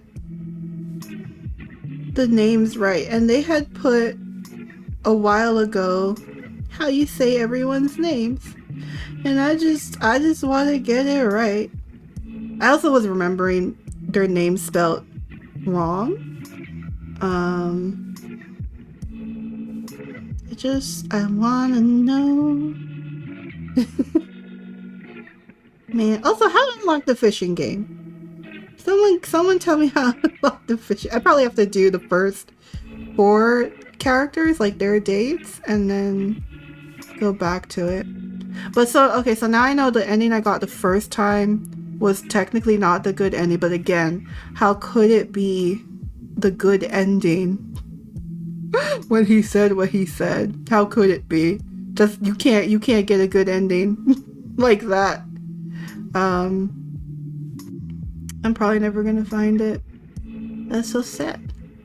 I'll be sad forever. I'll find it later. So if I mess up Ari's name, I'm sorry. If it's not Ari, I'm sorry. Excuse me. Here you go, being the savior everyone needs despite no one ever having your back. Well, if you didn't put yourself in positions like this. This is why you gotta clown him. He got too much confidence. He need to take just a little sprinkle of his confidence, give it to Anaya. Right, because Anaya need more confidence. Like but now isn't the time to be hanging on to some shitty and one-sided to be hanging on to how shitty and one-sided your friendships are. Someone's dying right in front of you. Are you sure? Are you a medical professional? Are you trained? Are you secretly like trained in first aid? You reach out a hand before you realize you literally don't know this person, and you really can't afford to be maced in a BVS pharmacy. Instead, you look down at them, your voice gentle as you speak. You good here? You hand them the bottle that was near their head. Painkillers seemed about right for the occasion. Thank you. As you probably witnessed, I'm having some trouble. I think Ari's short. Do you drop shit normally, or maybe not the best thing to ask someone you just met, especially someone as attractive as them? You find yourself staring a bit too long. You didn't even realize until you heard the ill part in his sentence. No, I do not. In case you couldn't tell, I'm ill. I try to do the most annoying voice. Down with the sickness. I get it. Everybody gets sick. You truly cannot remember the last time you got sick, actually. It's been about a year. You do take a step back as you realize that their sickness is probably contagious, or could be. Better safe than sorry. He gives you a look, a mix of confusion and mixed with disgust. They also don't laugh at your joke. That kind of hurted too. Oh well, not everyone is born with a funny bone in their body. That is a factual statement, yes. Yeah, Ari's a hater. Ouch. Suck it up, make a scene. Even if you didn't know him, even if you didn't know them, like you would just this is a born hater getting up 4 a.m. just to hate completely extra just to hate. Suck it up. Suck it up. Someone not laughing at your jokes won't kill your masculinity. You can't help but laugh at them in an attempt to play off the awkwardness of your joke flopping. Are they checking you out? You're typically one to get a lot of attention from the ladies until you open your mouth. But they're different. More on the masculine side. You shouldn't assume someone's gender identity by looks alone. You're so real. Whoever told you that? You're so real. Anoki's voice rings through your ear like a church clock. Right. You've been taught better. Assuming someone's gender is wrong. But they are checking you out. And they dress? Kind of like a big box e-boy, but more professional. That's totally a thing, right? Damn, man, my eyes are up here. You hear the ghost of Inoki roll their eyes from the back of their skull. You didn't even know that was possible until you met them. I'm sorry. That was inappropriate of me. Oh my god. Malik. Menace behavior. And I was told that he's not even the biggest menace in ValiDate. He's not even the biggest menace. Shit. How'd you fuck up this early? You let out a small laugh, lean against the shelf as you look down at him. Listen, you gonna fuck up because I'm not rooting for you. I'm praying on your downfall, Malik. It's fine. I'll take it as a compliment. Oogling the eye candy. Is it ogling? Ogling the eye candy? Not everyone can resist a piece of me. Shut up. You're handsome enough, certainly. But I'm afraid you're not my type. Shit. Okay, maybe you enjoyed getting hit on by women, but this is different. You're still trying to figure out your feelings and whatnot, if you actually are straight, or if that's just something you've been conditioned to be your whole life. See, I am preying on Malik's downfall, but I respect the plot. I respect the story. Your love for women has always existed. Your love for women has always existed, but you're not sure if you could ever truly love one outside of the bedroom. Alice being the one exception, but she's different. You can't get into this right now. You don't need to have an existential crisis in front of a stranger. You didn't even realize you were staring at them. How do you play this off without looking like a complete fucking idiot? Just lean into it. Just lean into it. Not like that. Real recognizes real. It is what it is. This is going poorly. You offer a fist bump in return for your shitty behavior or embarrassing behavior. You realize they probably don't think this is embarrassing, but instead, your normal behavior. It is your normal behavior. Flirting in the pharmacy. I know, right? The way you are perceived by others is something you cannot control. Fucked up if true. No, thank you. Come on. I would not want my illness catching on through physical contact. You understand, surely. I mean, keep it real. That is exactly correct. Ugh. They're one of those clean freak types. Malik, you wash your hands? I gotta know. You wash your hands properly? Accurately?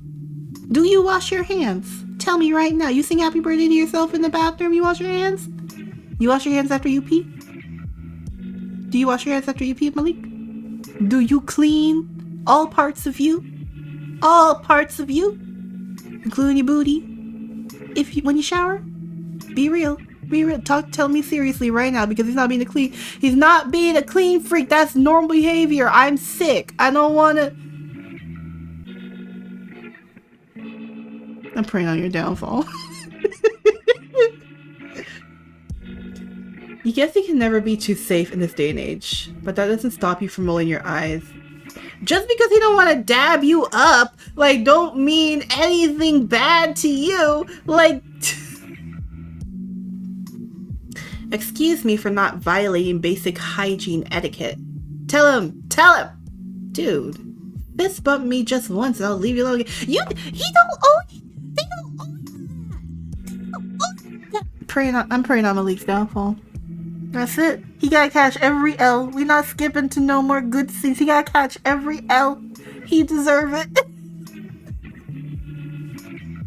Can't go with these bad vibes hanging on to me. I even washed my hands earlier, so you got nothing to worry about. How early is early? Do you consider your hands clean when you touch a public doorknob? Do you consider your hands clean? You clean off your phone? They don't react poorly to using masculine terms towards them. Maybe they're okay with it? I'm really glad Ari's like energy is like ambiguous. If you really insist, oh my god, not the scoreboard. Not the scoreboard! I need a counter for how many times I'm about to say I'm praying on Malik's downfall. I need it. Ooh, I'm praying, I'm plotting, I'm writing it right now. I shall lead you to your demise. On my nerves. When 1 for Malik, 0 for whoever this person is. Oh god. Yeah.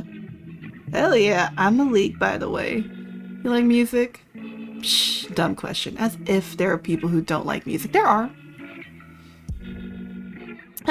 Someone was tweeting that someone doesn't like music, most music, because they're this is a quote of the tweet, quoting this person. They're trying to manipulate you into feeling emotions. And that's why they don't like music. And I'm just like, no.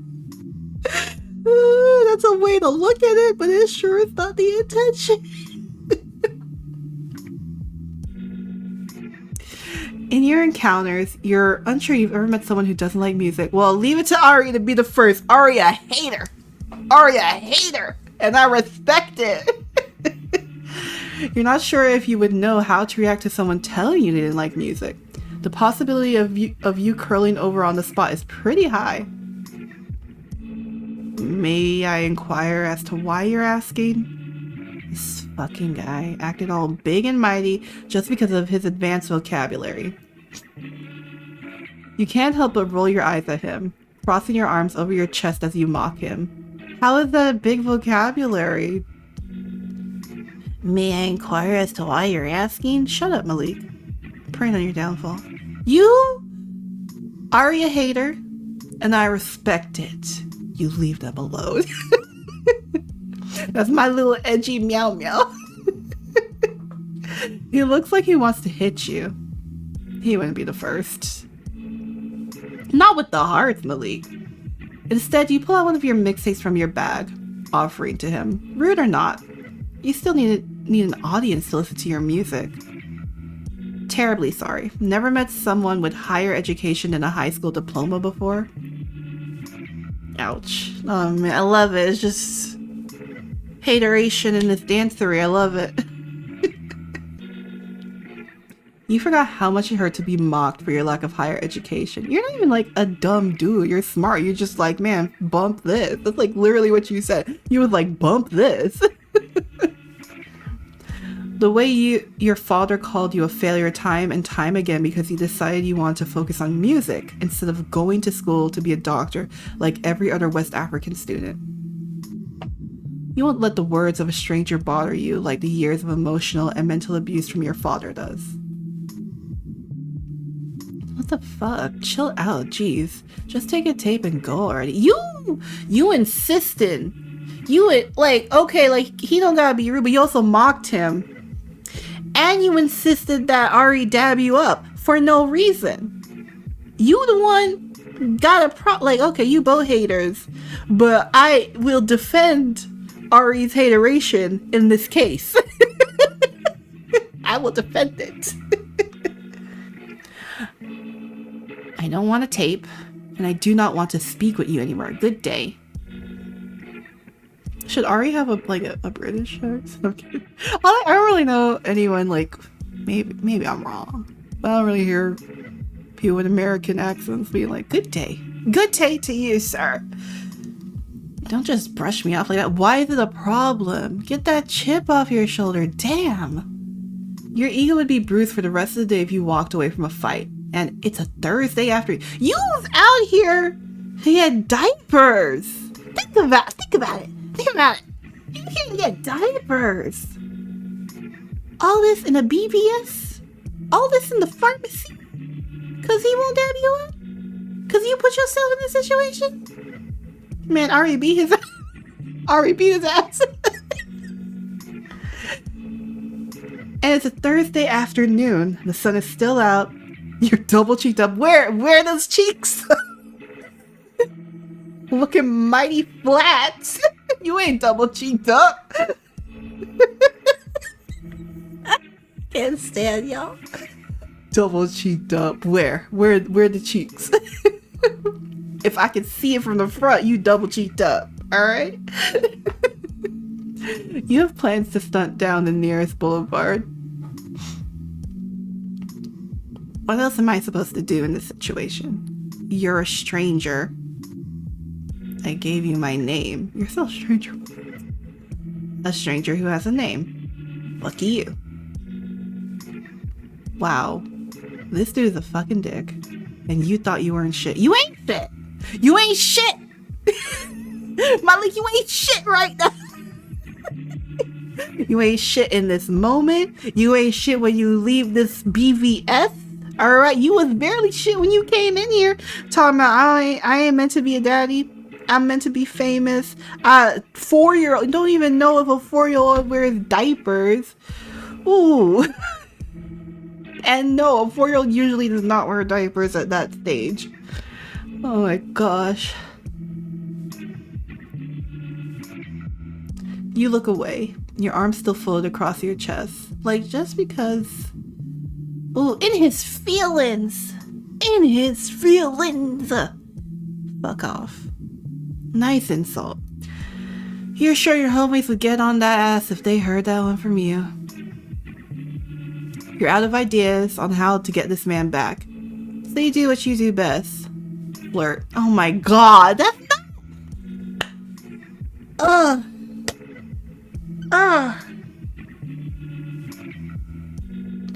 Malik! See, how am I supposed to know what gets the good endings for Malik? How am I supposed to know? How am I supposed to know? Look at this shit. Look what I got to work with. Look what... I'm supposed to know? I'm supposed to guesstimate what's gonna be good? I'm praying on your downfall. I should just pick your options blindfolded. That's what I should do.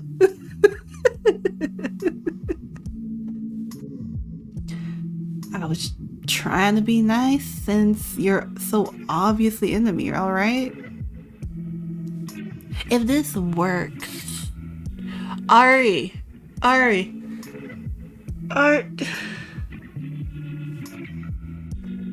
don't do this.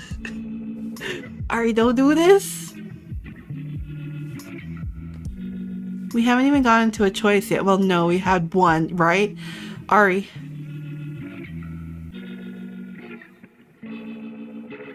Ari, stop you blushing right now. I need you to let that hater out, alright? Let it out. Excuse me, I'm what? I'm suffering. Because I beat Malik's ass. I would beat Malik's ass.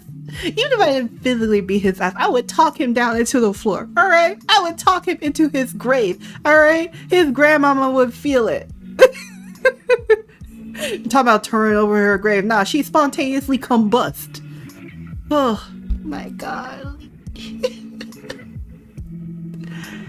You checked me out like an item on the fancy restaurant menu. Don't think I didn't see that shit. He doesn't speak. Instead of speaking, he gives you a look. And ain't no way. This scene better go somewhere else, because ain't no way y'all kissing in the aisles in the pharmacy of the BVS. Ain't no way. Nice. You got him speechless. Malik 2, Stranger 0. Ooh, Ari. Ooh, Ari, get him. Ari, get. You can't let this happen. You can't let this happen. I can't watch you, and I can't watch Yolanda, and you do this shit. I can't watch this shit no more. Called it. No. That's the opposite of anything I have been thinking of you as. Even thinking of me, bro. Kinda gay. Listen, I'm gonna... Yo, let me in this game right now. Let me in there. Let me in there, Ari. I got you. I got you, Ari. I got you, because I'll kick his ass for you. I got you. I know you an annoying little hater. I know it. But I got you in this moment. Flattered, for real. But I'm a ladies' man through and through. Mostly. What the fuck did you say mostly? Why did you say that? What was the reason? You're in no position to be having a sexuality crisis in front of a man who looks like a professional e-boy. Listen. Just... I can't. Ari.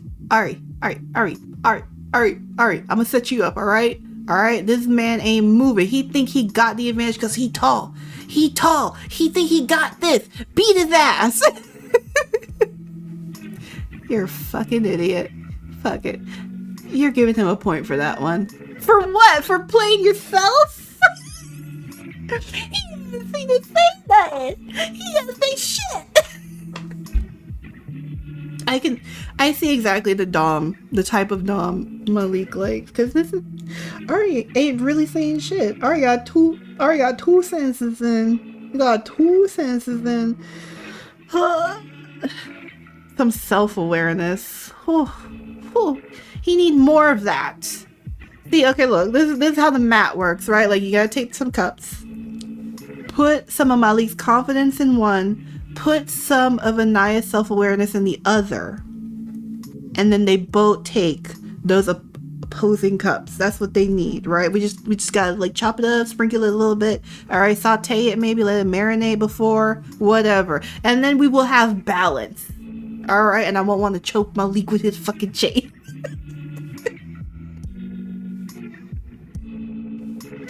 I'm not interested in closest cases. If I must clarify at this point, goodbye. Closet cases, sorry, I said closest. Closet cases. A closet case? A fucking closet case? Jesus fucking Christ. Yeah, baby, we know.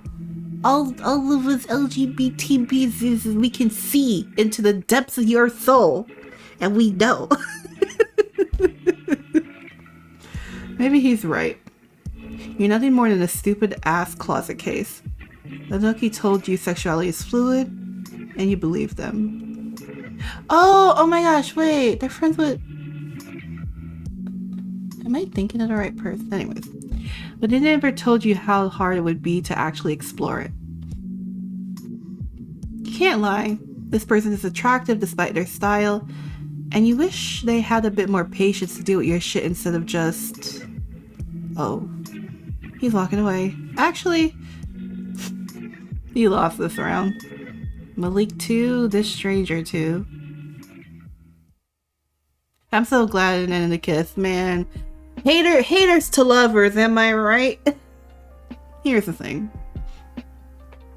After the whole BVS fiasco, you realize you never actually bought those diapers, and your baby mama has not only been threatening to report you to CPS, but also threatening to key your car and rob you dry. Usually, you would call her bluff, but she knows where you live, where you work, and the studio you rent out for sessions with your homies. Excusez-moi. So the possibility of her doing this is pretty fucking high. You need to move states. You need to move states. Excuse me. So instead of playing uncle with one of the craziest women you have ever met, you send her that $100 that was supposed to be used for diapers.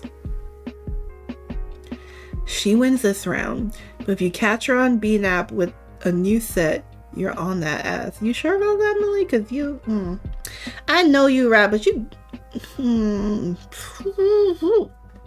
Can't talk your way out of paper bag shit. Hey, welcome to Popeyes. What can I get you today? Nah. This has to be a fucking joke. This fool. You hate how you seem to be running into strangers a lot. More than usual. You live in Jersey fucking City. How hard is it to avoid people like him? It isn't like the city isn't crawling in fucking e-boys. Professionalism is the key to keeping your status as a manager. Fine. You can do this. This man doesn't seem to be listening to you. How fucking rude. You clear your throat once more, repeating your regular greeting. Welcome to Popeyes. What can I get you today? Will you wait 1 second? I haven't even had a chance to examine the menu yet. Fine, fair. You have to be nice to every customer no matter how much they have insulted your intelligence in the middle of a BVS pharmacy. But did they really? They didn't say nothing until you was mocking them, so be real. I didn't expect to come out an RE defender, but potentially an RE stand, but Malik, you make it so easy. So easy. You're in power now. If he wants to be a dick, he can dick. He can be a dick. He can dick. If he wants to be a dick, he can be a dick without the delicious goodness of Popeye's chicken. You're a hypocrite. You haven't had the food here in years. The smell itself is repulsing. Yep, sure. Can't be ordering the wrong set of chicken strips or else the world will implode. Do they pay you to start this pleasant chatter with your customers? Nah. You'll make this man's life a living hell. Y'all not beefing in the chicken spot. Y'all not doing this. You're speaking to someone with 3 masters under his belt, you know. Oh, Harry, you're such a nerd. Why talk about your degrees? You're such a nerd. Man, you know what? Let me just push them together and smooch. They deserve each other, right? Push them together and smooch. Just kiss. Just do a little kiss. This is a family-friendly establishment, my man. Can't be mentioning that shit when there could be kids around. Like, damn, we get it. You're a bottom. Alright, Malik. Bottom, Jesus fucking Christ. You've been hanging around entirely too many gay people lately. Are you... To anyone in the closet.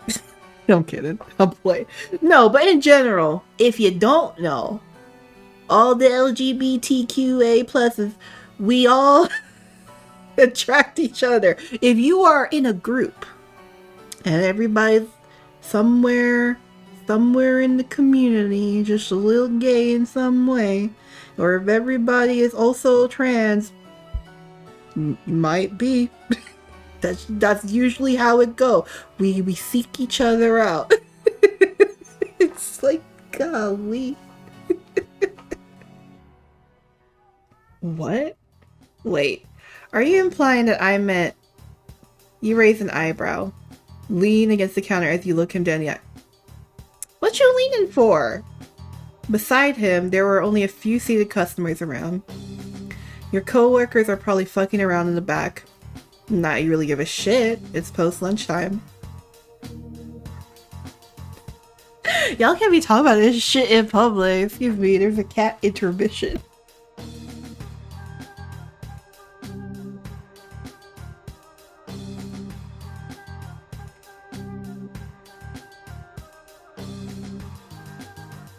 My cat also had to leave. She was like, I can't stand looking at Malik no more.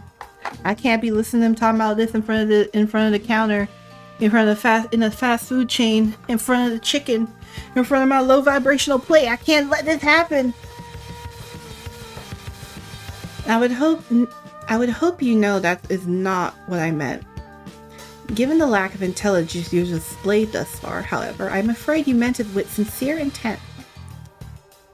Your hand comes up to wave him off. You really don't hear it.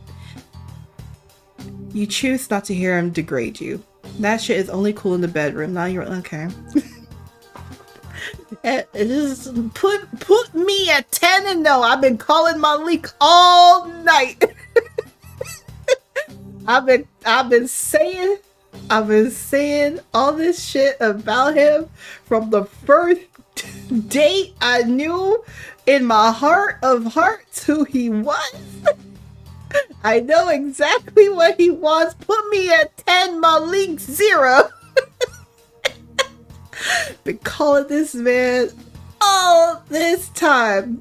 Every shot called. Every single one. I should talk to your manager about this blatant disrespect. Oh no. Tough luck, man. I'm the manager. I mean, y'all got like supervise and district heads and shit, so. Laughter fills the room, taking a step back from the counter as you attempt to regain your composure. Professionalism at Popeyes is key. At Popeyes? At real Popeyes. You lucky if you get spicy. You lucky you get spicy chicken. And then they like, here you go. You welcome. You're welcome. Pay me $100 million. You want spicy chicken at Popeyes? You might as well put like you need to schedule plans around your Popeyes trip. That doesn't stop you from letting another chuckle out as you calm down from your outburst. Oh. Malik 3, this stranger 2, Dion 10, 10 to the 10th power. Give me all my points, Malik. Talk away. How's my disrespect for you so far? 11 out of 10? You'll make this man's life a living hell every way you can. He messed with you. It's only right if you do it back. Malik's that one, it's like, was it Kate Beaton? That one picture. I carry a picture of my rival everywhere I go. I sleep with a picture of him next to me in the bed.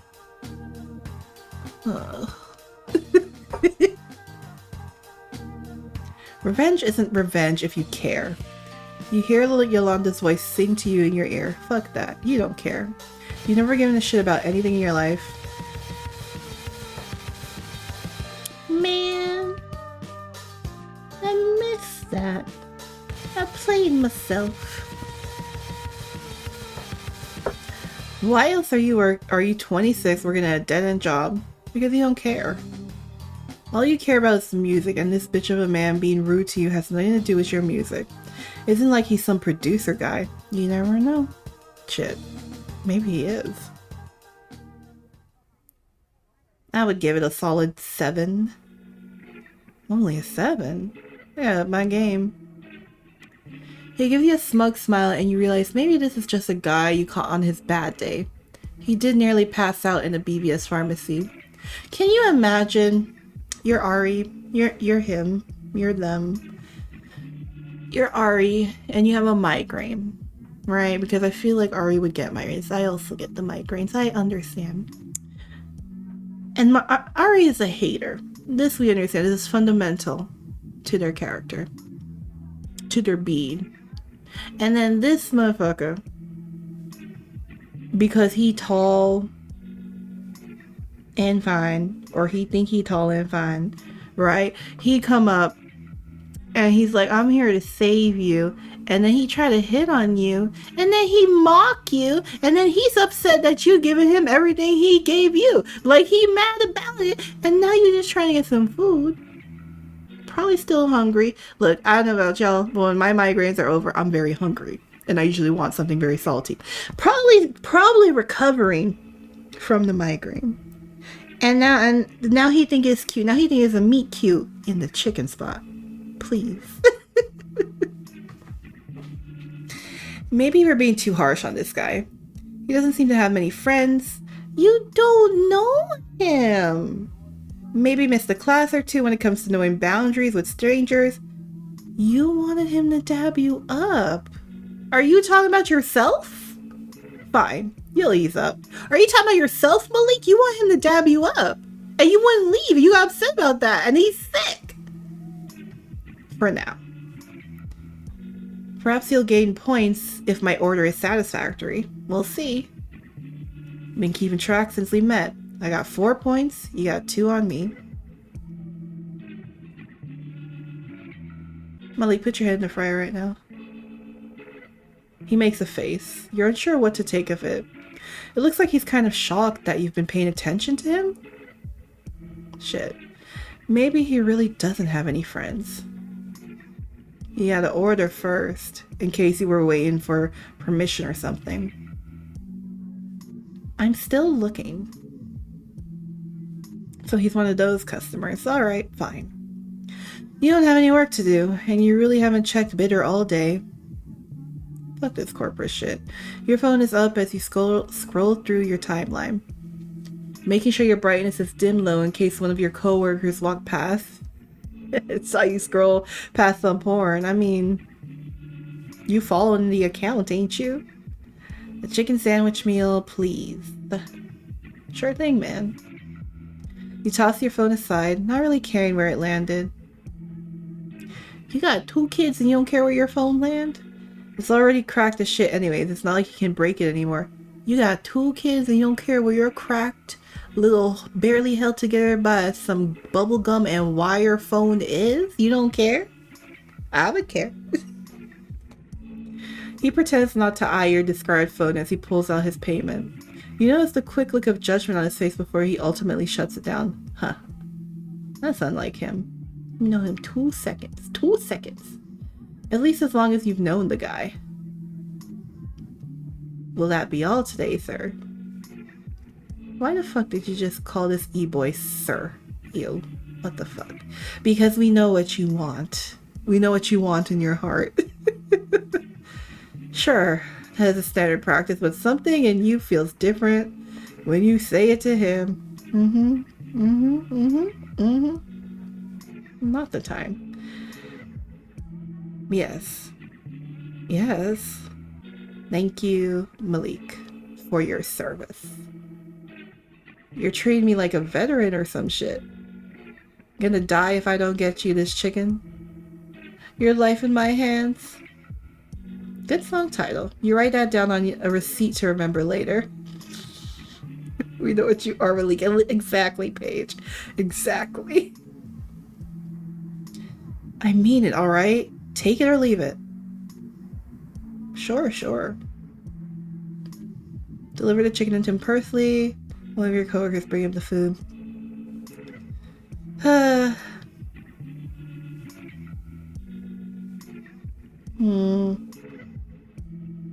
Alright, let's see. Can't let this go without the haters getting together, right? In the chicken spot, right? You're off to the back to grab a clean tray of food for him. You typically wouldn't care, and you wouldn't give a regular customer a tray that still had a biscuit. Wait, hold on, sorry. And you would give a regular customer a tray that still had a bit of biscuit crumbs on it, but he's different. In a way you really don't want to think about. Yeah, yeah, you want, I know exactly what you want Ari to do. I know exactly what you want Ari to do. I know exactly what you want him to do. Having a sexuality crisis at work wasn't on the Patterson agenda today. But now you are, and here you are. I never listened to his... It takes me longer than usual to get his meal ready in the back, and before you know it, you're making your way toward him, balancing the tray on your palm like some fancy waiter. Your mixtape is in his hand. Shit. Getting excited over a random person giving your music attention is embarrassing. Aren't you embarrassed? You force yourself to calm down as you slide the tray in front of him. Hey, ain't that mine? Did you like it? Ooh. The restaurant is pretty empty, and your coworker finally decides to do their job and man the fort for the rest of their shift. Sitting down with a customer to get some valuable feedback is never a bad idea. No, I didn't. I was going to throw it away. Alright, that one hurt. Play it off with your moves like you always do. Damn, really? You usually stare longingly at your trash before you toss it then? Of course not. I don't even remember receiving the thing. How did you... One of the skills I've learned in this trade, reverse pickpocketing. You flex, your entire body glistening with the pride of getting what you want. You truly do have the mind of a mastermind. I'm sure you'd make a fine pickpocket. I thought you were on the clock. I'm in charge of my own breaks. So, am I 8 now? A 9? 12? Of what? Of the service? We still... He me. We still made each other?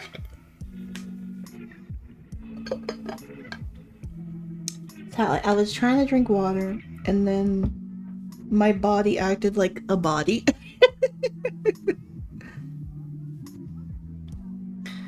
Yes, I would gauge you at 12 years old. Alright, fine, he wins. Fine, you get that one. You normally hate the food here. but you prepared this one nice and special for him. Nothing wrong with getting a taste of your own cooking. Luckily, your hands are clean enough to reach over and steal a fry off his tray, popping it in your mouth with a smirk. Not a fry stealer. Hey! Finders keepers. Consider it a tax. He doesn't have that look of protest like he did before. Instead, he seems to be okay with your shitty antics. Huh. In the chicken spot? Maybe your nature to annoy those who defy you is paying you off. Defy you is paying off, not paying you off. Wait. You didn't even know this fool's name. Just realized I never got your name. You gonna share? Sharing is caring. Why should I care? Malik got that. Malik got that. Where's my hug at? Energy right now. Where's my hug at? You ain't gonna hug me? You realize that you really have no reason to care. Unless he becomes a regular. The chances of seeing him again are pretty fucking low. Ari Cooper. And the Ice King begins to melt. Nice to meet you, Ari. The Ice King? It fits you. Well, shit, not really. I just say whatever fucking word pops out of my mouth. You sure do?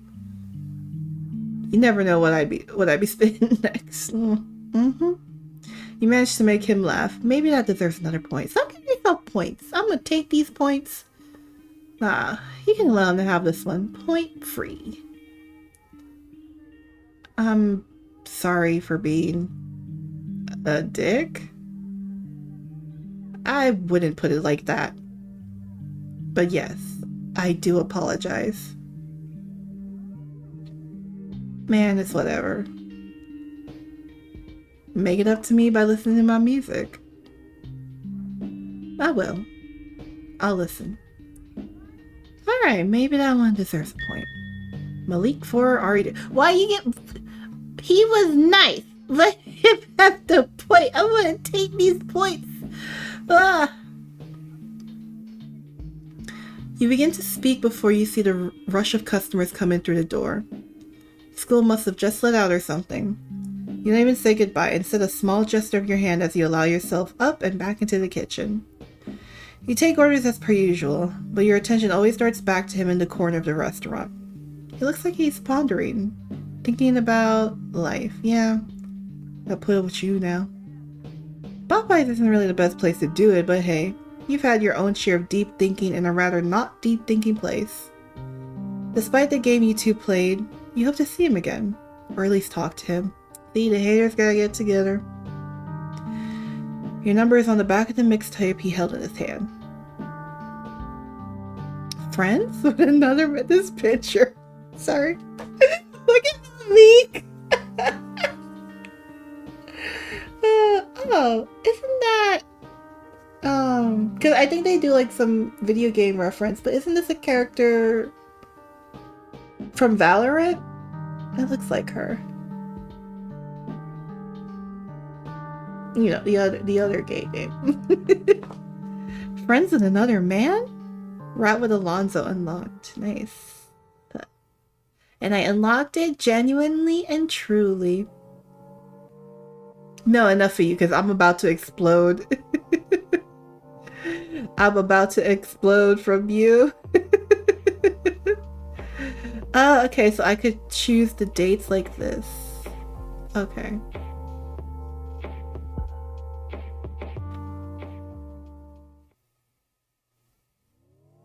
Okay, let's go to... Oh, man. There's Abari, and there's Isabel. I'm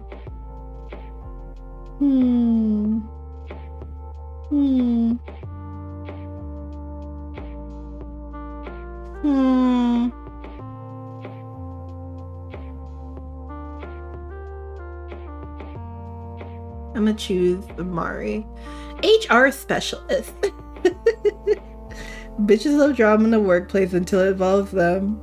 Lesbians born after 1994 can't cook. All they do is eat ramen, buy 7 wedding rings, eat hot chip, and cry.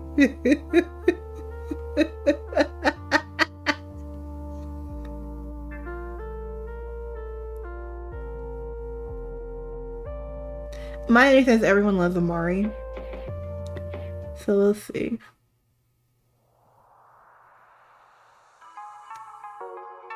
Meeting Amari. Content warnings, divorce.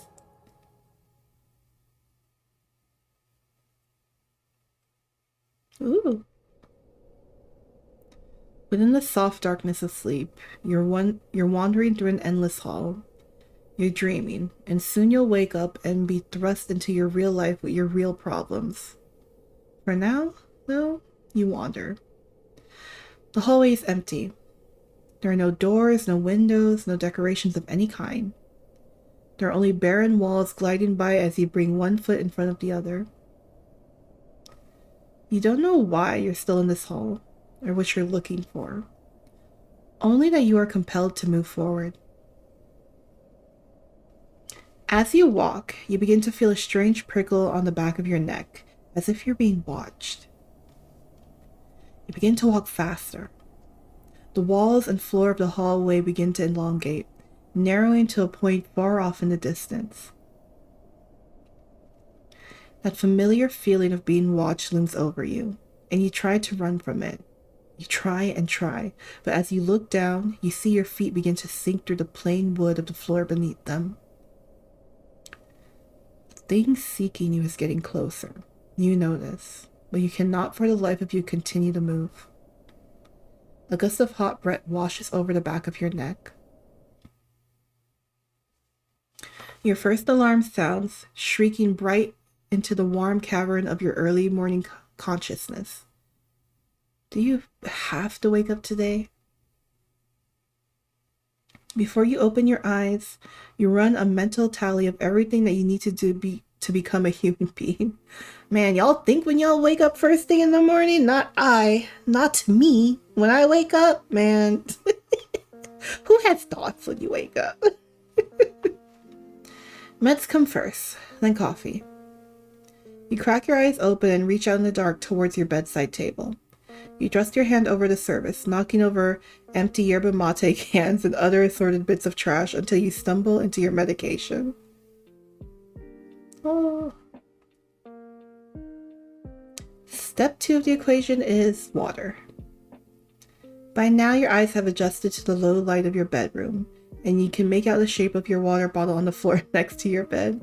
Not on the floor. A moment later, you're sitting up, swallowing 20 milligrams of Crivance XR with a mouthful of tepid, stale water. Your throat dries as soon as you finish swallowing, so you down the rest of the water despite its rank taste.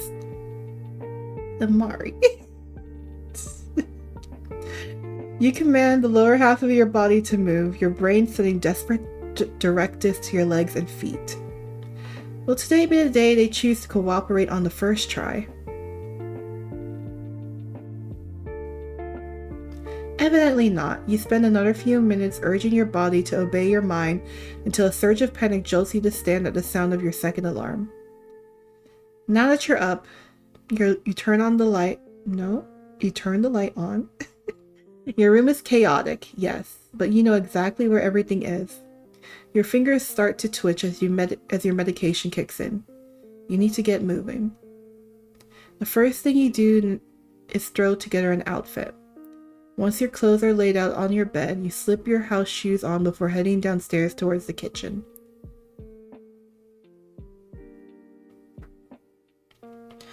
You already set up the coffee machine last night, so all you have to do now is press a button and you're free to start cleaning out one of the many mugs sitting in your sink.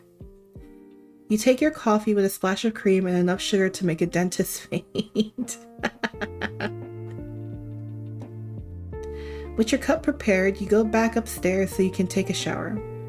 You turn the water on to a nearly scalding temperature and quickly drink the rest of your coffee before slipping off your robe and pajamas. You so right for that, Amari. Boil yourself. Take a reasonable shower, now boil yourself immediately. After you shower, you wash your face and quickly style your hair. You get dressed in your room, trying to stay mindful of the time. Your third alarm goes off as you pull your socks on. Socks don't match, but at least there are 2 of them. Now that you're at least somewhat put together, you must complete the heroic task of getting your children ready. Oh, I didn't know Mari had kids! Jaleel and Jabari are still sound asleep in their bedroom. Is it Jaleel? Jaleel and Jabari. You open the door. Is that a Pokemon? Is that Bear from Bear's Big Blue House? So cute. That looks like Bear. You open the door slowly so you don't startle them and flip on the lamp that sits between their beds. Jabari stirs a little, but both boys remain asleep. Let me see the baby. Let me see. You sigh. You might as well let them sleep for a few more minutes while you pick out clothes for them to wear. At 4 years old, your sons are starting to become quite independent. You suspect that Jabari will object to any clothes that don't resemble the weight and texture of his pajamas, and that Jaleel will insist on wearing the same color everything because his new favorite thing is colors. You keep this in mind as you paw through their dressers. The noise you've been making causes Jaleel to wake up. Baby! Everybody's kids are 4. I mean, tracks. Everyone's still in their 20s. Cause it tracks. It's about tracks. Mama? Oh, baby! Oh, baby! Jaleel Abdi, kindergarten student, Amari and Nora's son. Oh, baby! Not an Among Us! I was so distracted by cute baby. I did not see Among Us. Good morning, my dove. Did you have a good dream? Yeah, Mama, I did. Are you going to school today? Not today. You and your brother are going to Mama Nora's house today. You do your best not to sound disappointed when you say it. The hardest part of sharing custody is having to pretend that you're okay with the sharing part. Sorry, very important. I just realized I think these are also Among Us. Why don't you wake your brother up? And then you can both tell me about your dreams while we get washed up. Jaleel climbs out of the bed and totters over to Jabari. He lays a small hand on his brother's shoulder and gently shakes him until his eyes crack open. Babies! Eat, sleep, Minecraft. Jabari, wake up! We're going to Umi's house today. Jabari Abdi. Oh, they're so cute. A mongoose. Yes, the mongoose. Jabari blinks in silence for a moment. Jabari, did you know that in my dream you and me were in Mama's car and we all went to the moon.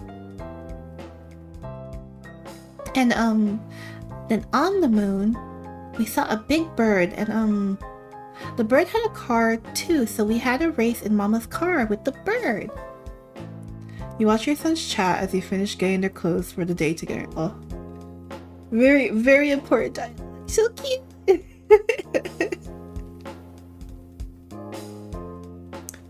Who won the race, Jaleel? I don't know, Mama. I woke up before it was over. Mama, I didn't have a good dream. Oh. You walk over to your son and crouch next to his bed. He's sitting up clutching a stuffed kudu that your aunt gave him when he was born. Jaleel has his own, a cheetah, that's sitting next to his pillow. I'm so sorry you had a bad dream, my lamb. Would you like to talk about it? In my dream, you were there, Mama, and You allow him to take his time, careful not to stop his train of thought. I think I've just been around kids a long time, but these kids look 7 or 10. I think it's because they have to be at a certain height for the text and all of that. Because I don't think anyone's real height is represented. with the way all the text and characters line up, so it might be that. So they look taller than 4. Because height really adds to it. In it, you were in a big box and you were stuck. And I was outside the box and I couldn't open it for you. I'm sorry I couldn't help you, Mama. I'm so sorry. How his big brown eyes begin to well up with tears. You reach for him and hold him close against your chest. Aww. Don't worry, Habibi. Dreams aren't exactly the same as real life. They tell us things about real life using pictures. And sometimes they don't make sense to us right away. And that's okay. What kind of things do dreams tell me? Well, that depends on the dream. But as you get bigger and bigger, and have more and more dreams, you'll have an easier time figuring out what they have to say. Jabari wipes his tears on your shoulder and sighs. Oh. Can we have pineapple for breakfast? I want to have oatmeal. Aww. Aww. Aww. Babies. Sometimes it shocks you how quickly your kids can change tracks. But then again, they are your sons. You stand up and help Jabari get out of bed. Okay, my dears. What do we do before we eat breakfast? We wash away all the sleep. Aww! You pick up their clothes and lead your son to the bathroom so that you can help them get ready before they get dressed. Then you load their toothbrushes with toothpaste and hand them to them. They stand on the step stools in front of the sink, brushing their baby teeth with gusto. They're just real babies. Those little babies. A pang of sadness rings through your heart as you watch them. It took time, but you've gotten used to taking care of the boys on your own. Things are certainly more difficult without a partner, but that's the thought that you can't allow yourself to dwell on, at least not in front of them. When Jaleel and Jabari were finished brushing their teeth, you helped them take off their pajamas so they can put on their clothes for the day. What do we think? Did I do a good job picking your clothes today? Jaleel looks at the blue Among Us shirt he's wearing and down at his blue sock. Jabari runs his fingers over his sweatpants and soft yellow Minecraft shirt. You hold your breath. I like the colors. I think that blue is a really cool color because it's the same as the sky, and the sky has birds in it, and I really like those. Can't escape the mungus. It's soft. He gives a soft smile, and that's all you need to know, that you've knocked this one out of the park. Yay! Yay! You got your children down to the kitchen so you can start preparing their breakfast. You heat some oatmeal on the stove while you slice some pineapple and pour glasses of almond milk. Your own breakfast will probably consist of leftover rice and a couple of eggs once you get back home after dropping the boys off. You imagine yourself later, sitting alone at a table picking at food sapped of its flavor, while you wish things were different. Only you could go back. You know there's no use in this particular mental exercise, but you can't stop yourself. No. If you could do things all over again, what would you change? Would you figure out a home and work balance that's sustainable before it was too late? Would you listen more? Would it have mattered? There are just some things you can't control, including, it seems, the kind of person you are at a fundamental level. Aww, no! No! Let me drink this water and then no! No! You aren't enough, simple as that. And the amount you've grown and changed since don't count for shit, because no matter what happens, you and Noor are never going to be together again. Your thoughts are interrupted by a sharp pain in your hand. While you were distracted, it seems you managed to slice through your thumb instead of everybody. No! Amari. Shit. You fail to catch yourself before swearing in front of your children. Mama! I'm fine, my dove. I just got a little cut and I'm going to get a bandage for it right now. No thumb free Dee Dee. Please. She's having a hard time. You do your best to demonstrate proper first aid to your sons. You rinse your bleeding thumb under the faucet and pat it dry with a paper towel before you rummage in the junk drawer for bandages. Exactly. That's how you do. Exactly. Exactly. That's what you do.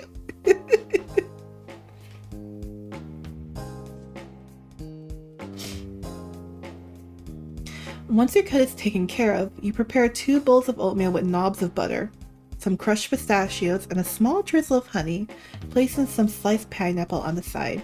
I'm not a sweet breakfast person, but sounds good. Excuse me. You serve your sons their breakfast and join them at the table after you get another mug of coffee. Mama? Are you okay? Of course I am. I told you. It was just a little cut and now it's clean and wrapped up. There's nothing to worry about. Now keep eating your breakfast. Jaleel shoves a heaping spoonful of oatmeal into his mouth.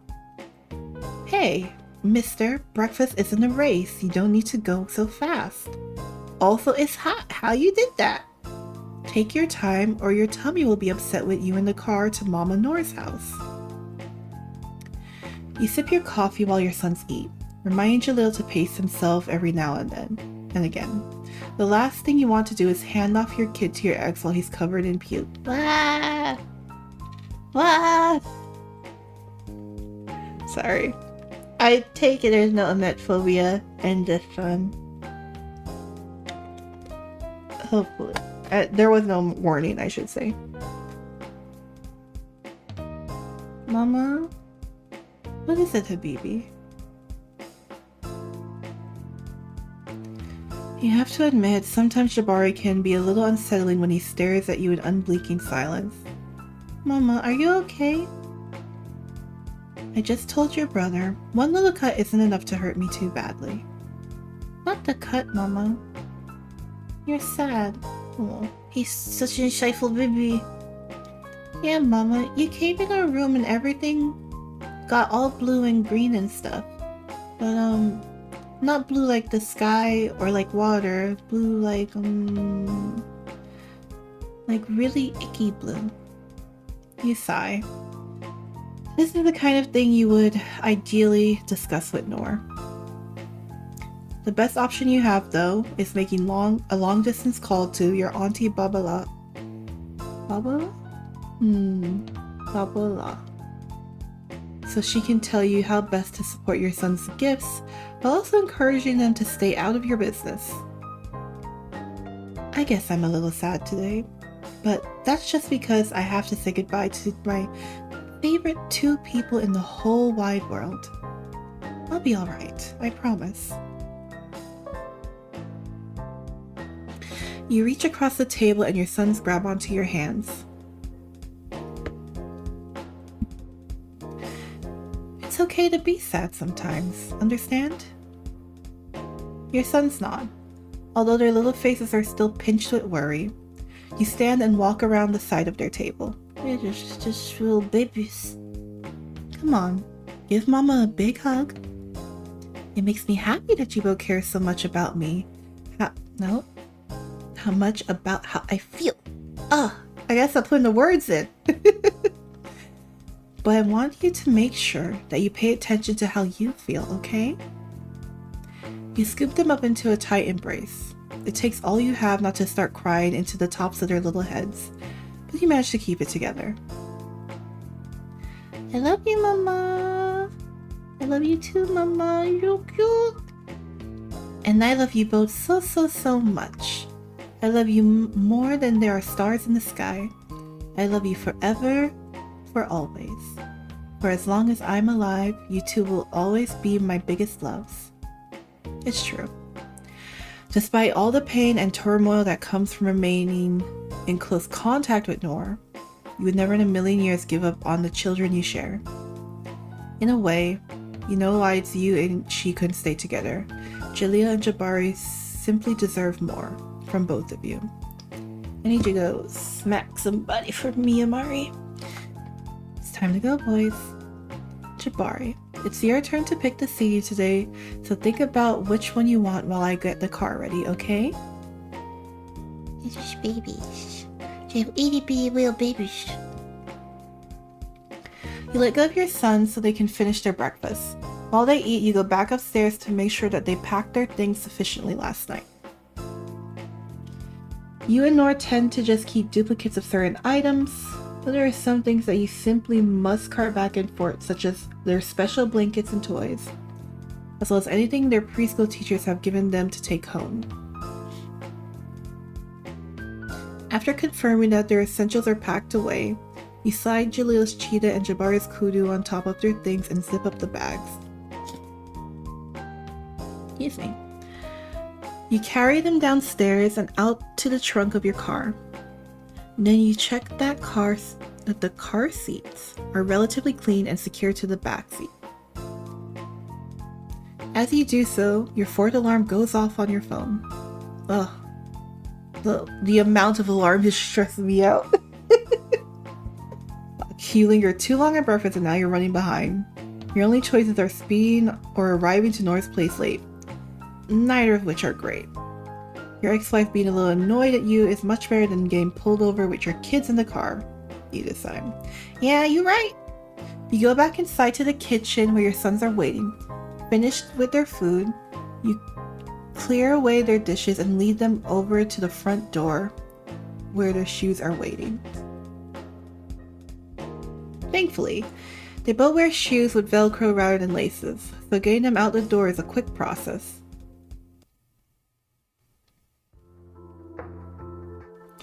Do you know what CD you want, Jabari? The boys are fastened securely in their car seat.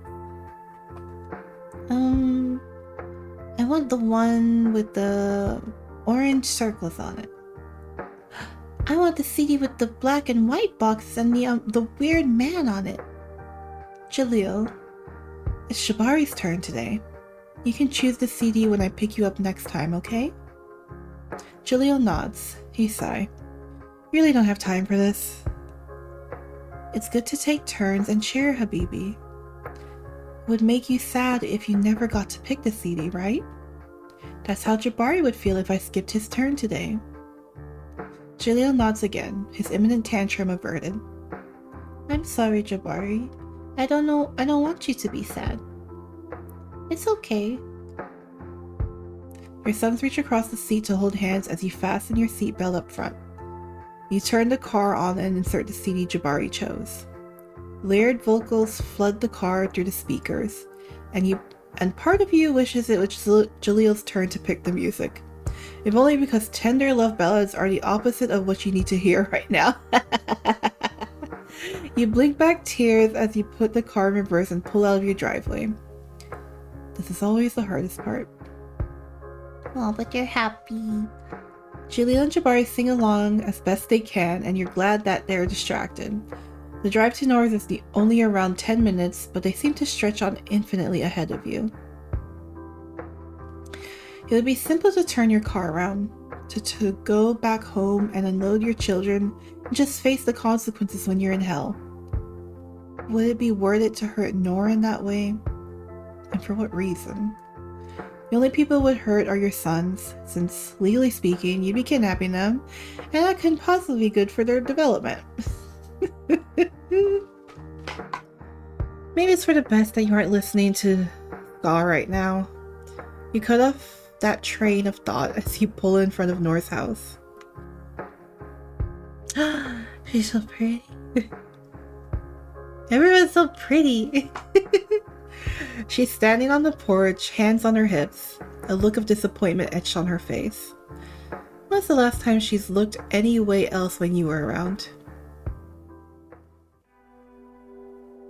And still, despite that, you can't help but notice that she's still the most beautiful woman you've ever met. You're late, Amari.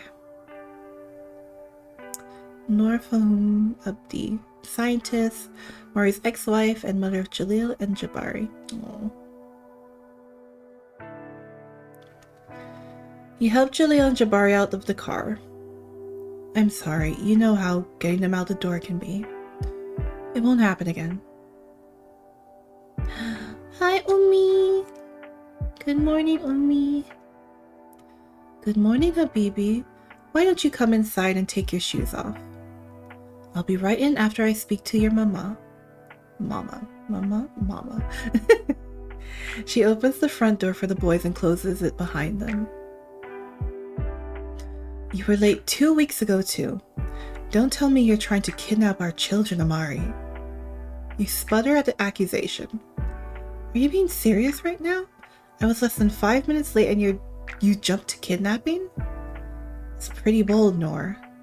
When was the last time you spoken to each other without fighting? Just after the boys were born? Before that? Noor takes a deep breath and crosses her arms. Look, I don't want to argue with you today. I have something to tell you. What? You aren't moving, are you? No, I'm not moving. Listen, this is important. She takes another breath. Habibi, Your hair stands on end at the term of endearment. You want to scream. Don't call me that. You don't get to call me that anymore. She stays silent. I've been seeing someone. Their name is Ali, and it's serious. I want to introduce him to Jalil and Jabari this weekend. It's like you've been punched in the gut. Oh. I didn't want to do it without letting you know. But I'm not asking for your permission. You're having a hard time looking at her. I understand.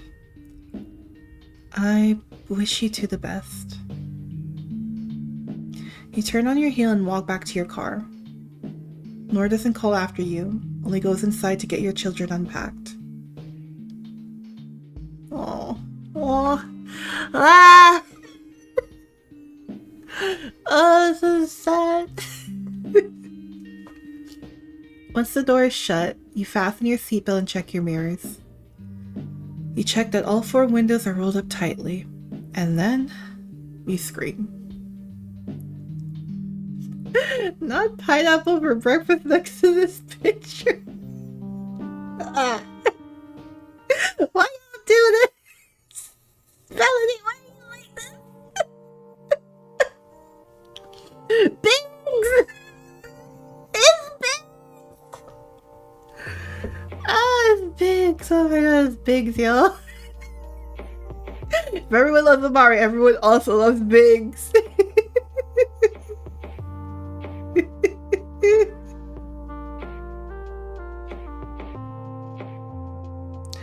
Oh, I can't believe it's Biggs time. It's Biggs! A crash course in friendship. Controlling behavior. Oh. So have you threatened to kidnap your children before? On a typical afternoon, you can be found curled up on your couch, relaxing after a long day of work with a copy of Car Parts magazine. When you don't have your sons to worry about and the weather is nice, you go out on the back porch and enjoy your weekly allotted cigarette. It's part of a routine that you look forward to. This hour or two where you focus on yourself and relax. Even when Jalil and Jabari are at home, you still try to honor this part of your day, although sometimes it has to wait until after the boys are asleep in bed. Today is only half typical. The boys are home, but not because this is your week to have custody of them. Laura called you, frantically, around noon because a new girl at her lab ruined a sample. Your heart flip-flopped when you heard it. A long time ago, you have asked her to stay on the line and talk shit about this new girl and how incompetent she is. The two of you would drive your bosses crazy with how long you'd stay on the phone with each other while you were on the clock. Back then, your bosses were too scared to look homophobic to really punish you for all the alleged time theft you commit. Time theft is not real. Alright? Alright? Alright? Boss makes $1, you make a dime, so you need to poop on company time. Alright? Do it. It don't matter. Time theft is not real. Don't matter. They paid you to sink hours of your life. It's not real. Now, upper management has taken a few too many diversity trainings, so you couldn't pull that scam, even if you had someone to pull it with. In any case, Nor should be arriving to pick up the boys within the next hour. Until she does, you're going to enjoy your time with them. Oh, babies. The three of you are sitting in the living room. Jaleel is building up a tower of blocks, while Jabari draws with crayons on a piece of printer paper. Ah, yes, the printer paper. The television is playing one of the boys' favorite programs, Clock Captors. Like card captors? Which fills the room with a steady supply of background noise.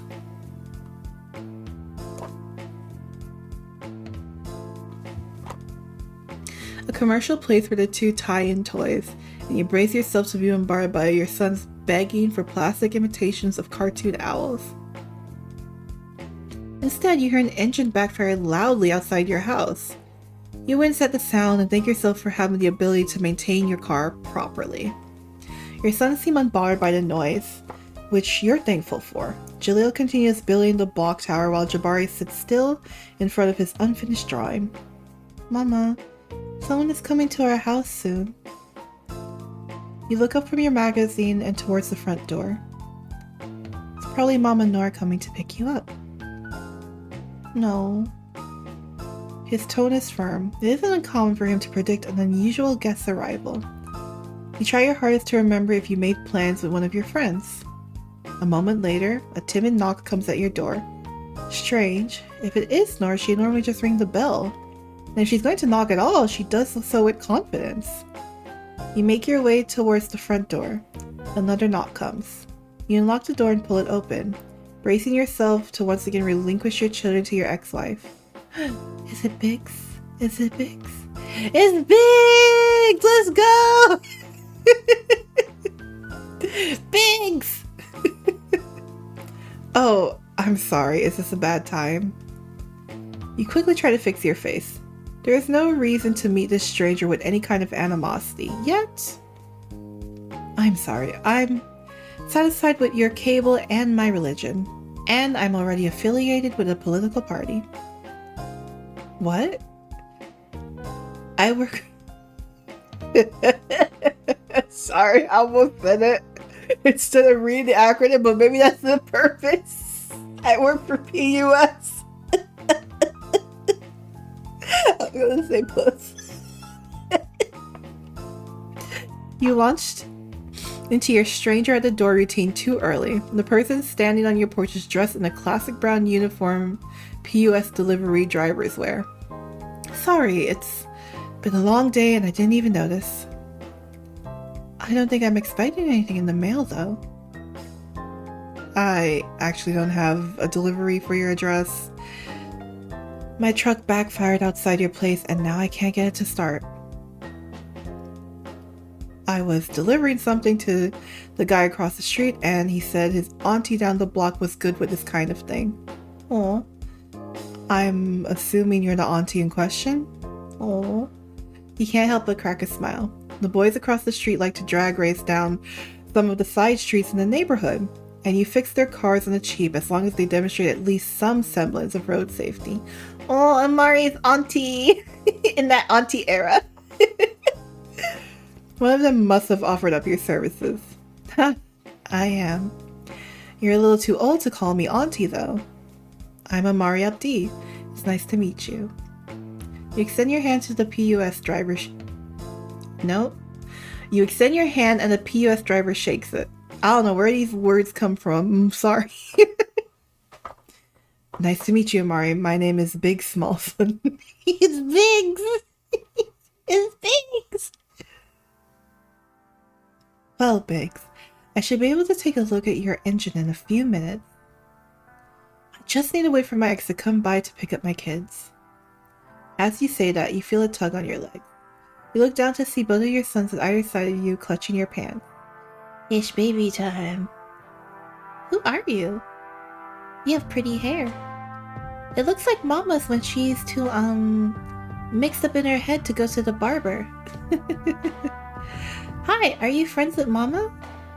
Shit, you quickly scan the person on your porch. It isn't impossible for them to be trans femme, but based on how they're carrying themselves, you doubt it. In fact, you realize you've been unconsciously using they them to describe him? This obviously isn't your business, but still, there's something about him that's reminiscent of yourself many years ago, before your egg had been cracked, so to speak. Yeah, we got a she-he, y'all, let's go. Boys, don't be rude. You look at the person on the porch, half smiling. I'm sorry about that. There's really only one man who comes around my house, and it usually isn't when the kids are here. Not like a boyfriend or anything like that. We're just friends, and he's just terrible with children if I'm being honest. Right? I was about to say. Wow, you sure are talking a lot. It's a bad habit of yours that always seems to come up at the worst possible moments. The POS driver cracks an easygoing smile. No worries, I'm not uptight about that kind of thing. Him is alright. He pauses, almost like he's thinking very seriously about what he's going to say next. Yeah, him is fine. We love you, Biggs. We love you. Still, I want to teach my sons to be a little more polite to the people they meet. Jalil, Jabari, please ask your questions nicely. Hello, my name is Jalil. My brother is Jabari, and are you Mama's friend? Hello, I'm Jabari. Do you know Uncle Ari too? Oh, we're friends. Yeah, they would be. Nerds. Nerds! Trailing packs. No, I'm actually just getting a favor from your mama. My name is Biggs. It's very nice to meet you both. Your sons each extend a hand in an imitation of your greeting earlier. Hold on, that's a little loud for me. Okay. Biggs allows them to wrap their tiny hands around one of his, and he shakes them delicately. Oh, little big hands. He then checks his watch and the electronic device attached to his hip. Speaking of, I need to deliver another couple packages. I can come back once I'm done with them. My dolly is busted, so I'm going one at a time. Why don't we help you? I'll be here when you get back. You should not. You are the civilian. You should not interfere with the mail. But this is a visual novel. Why don't we help you? If you don't mind Jalil and Jabari tagging along, we can certainly give you a hand. Biggs considers your offer for a moment. Well, I can't exactly say no to help. I'm not going to be able to... the words? I'm not going to be able to clock out until you finish taking a look at the engine. So I guess it doesn't really matter if I take some extra time to show Jalil and Jabari how I do my thing. My goodness. My beef and gravy. My eyeballs. He smiles wide at the boys, who beam at him in response. Mama, I want to see the place they make the mail before it comes to our house. Auntie Biggs? Do you have to deliver all the packages in a row? Why are you crying, baby? Don't cry. That doesn't sound fair. Why are you... Just the tears. He's crying. Jalil and Jabari have left your side to start clinging to Biggs' legs. He reaches down and scoops them up, one on each hip. Not in the whole world, just in the neighborhood. Sometimes it can feel like it's the whole world, though. Is it alright for them to keep calling you Auntie? I can get them to stop if it's a problem. Really, it's fine. I honestly kind of like it. It's cute. Let's go. It's cute. He carries Jalil and Jabari down the front walkway and to the back of his truck. Inside, you see two fairly large packages. Between the two of you, though, you should be able to carry them both down the block in one trip. Oh, I read that wrong. In a weird way. That looks like a face. Hold on. Alright, kids. Time to stretch our legs and give Auntie Biggs his arms back. It's clear the boys would rather continue to be carried, but they get down without putting up a fuss. Biggs hands you one of the boxes. Fortunately, they're roughly the same size, which allows you to avoid the impenetrable matrix of gender politics that arise when you need to do a physical task alongside a quote-unquote man. Most of these guys you've met would probably miss your look of relief, but Biggs, you decide to stop that train of thought for now. You can revisit it if and when you get to know Biggs a little better. Jaleel, Jabari, do you remember the rules for when we're walking, and Mama can't hold your hands? Both boys speak in haphazard unison. No running, no splitting up, no trying to trip Mama. No trying to trip Mama? No trying to trip Mama! Because Mama will have a panic attack, and we don't want to deal with that today. Yes, exactly. Thank you so much for understanding, my love. Wow, you're pretty good at this whole parenting thing. I'm not perfect, but I certainly try. Thanks, Biggs. That means a lot. Biggs leads the four of you down the block to the duplex where both packages are meant to be delivered. Correct me if I'm wrong, but isn't this technically illegal? See, I was right. I was right, it's illegal. Don't touch the mail, it's federal. Or is it that just if I were to open the mail? Biggs. I don't think it's illegal, but to be honest, they don't pay me enough to give it. He stops himself just short of swearing in front of your kids. For me to care. Nice save. Once you finish delivering the packages, you head back to your house. You can see how taking 2 trips would probably have taken Biggs a while. Good job, everyone. He once again scoops Jaleel and Jabari into his arms, carrying them back to your house while the boys chatter relentlessly about claw captors.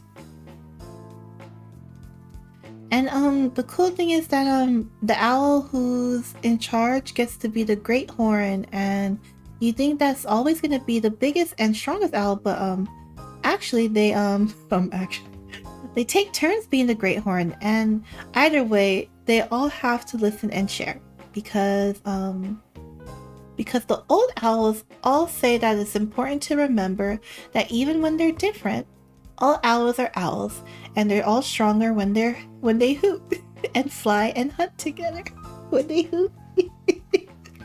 So now me and Jabari want to share everything so we can be like them.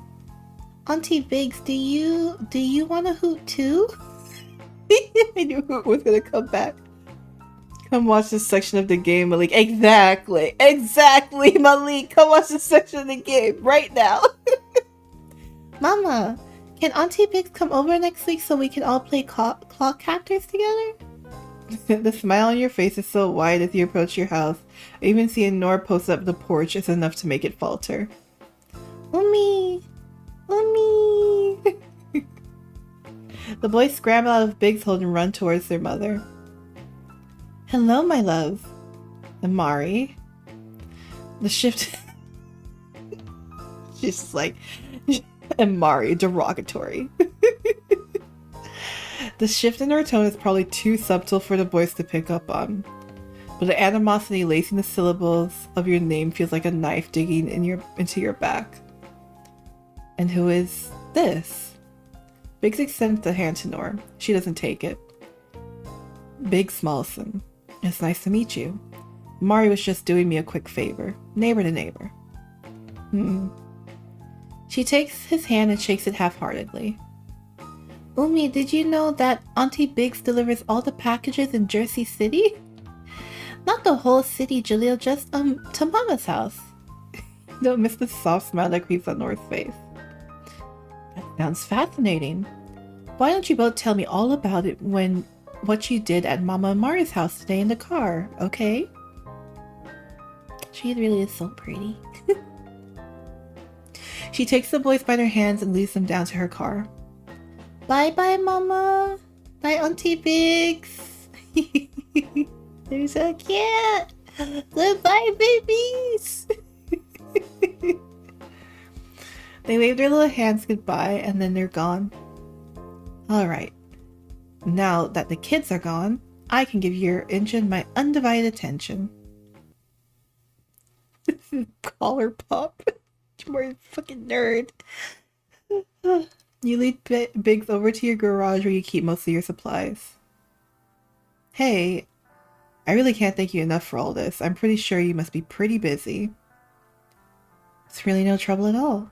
Honestly, once the kids go back to Nora's place, I tend to just kind of mope, so this is nice.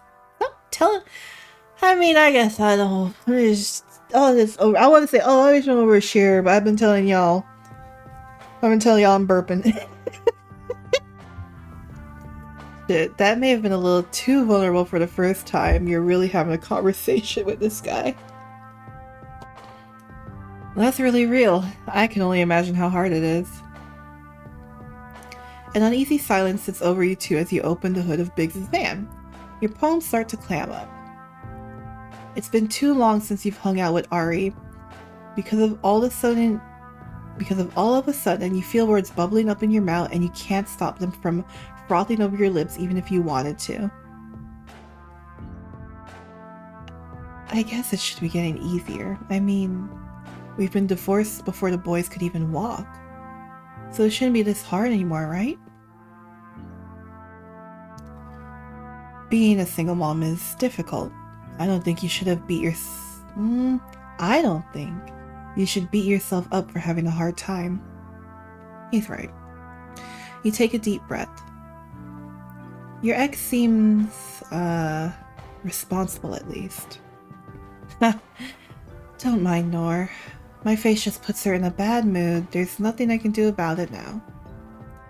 You shine your flashlight deep into the recesses of Biggs' engine block.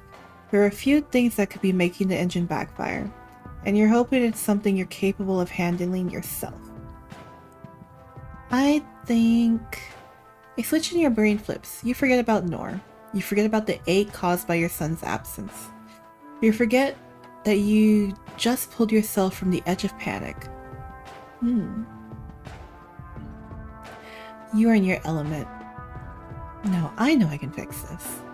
You straighten up to deliver the full diagnosis. It looks like your air intake tube is punctured. Luckily for you, I can replace it for you right now. I keep telling my manager he needs to get this van serviced more often. Shit. Are you sure it's not too much trouble for you? Really, it's not a problem. I tend to stock up on this part since the boys on the street treat their cars so rough. Oh, it all makes sense now. Is that why the dude down the block said that Auntie Hari could hook me up?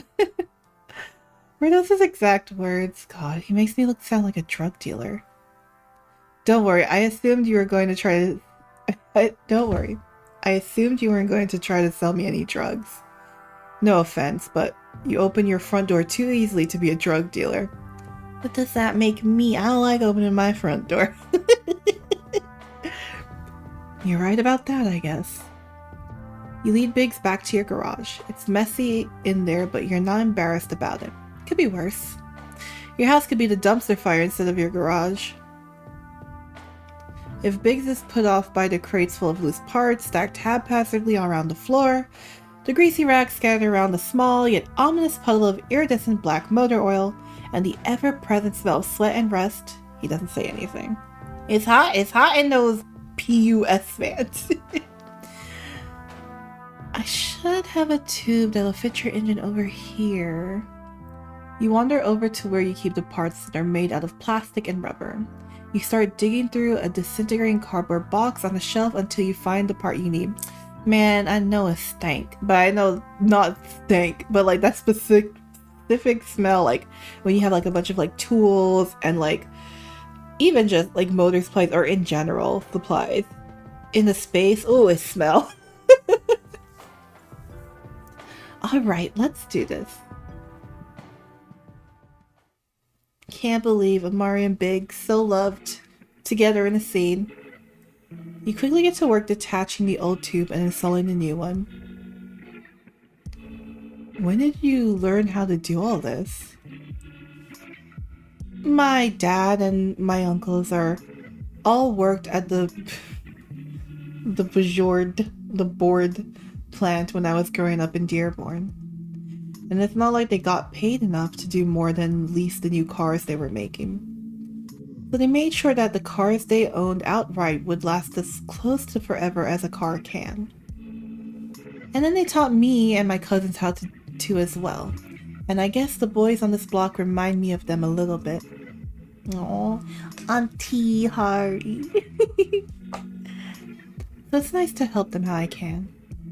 It's weird, because I haven't been back to visit in so long, but it's like, I'm not even homesick because it's like I have the same thing but better here.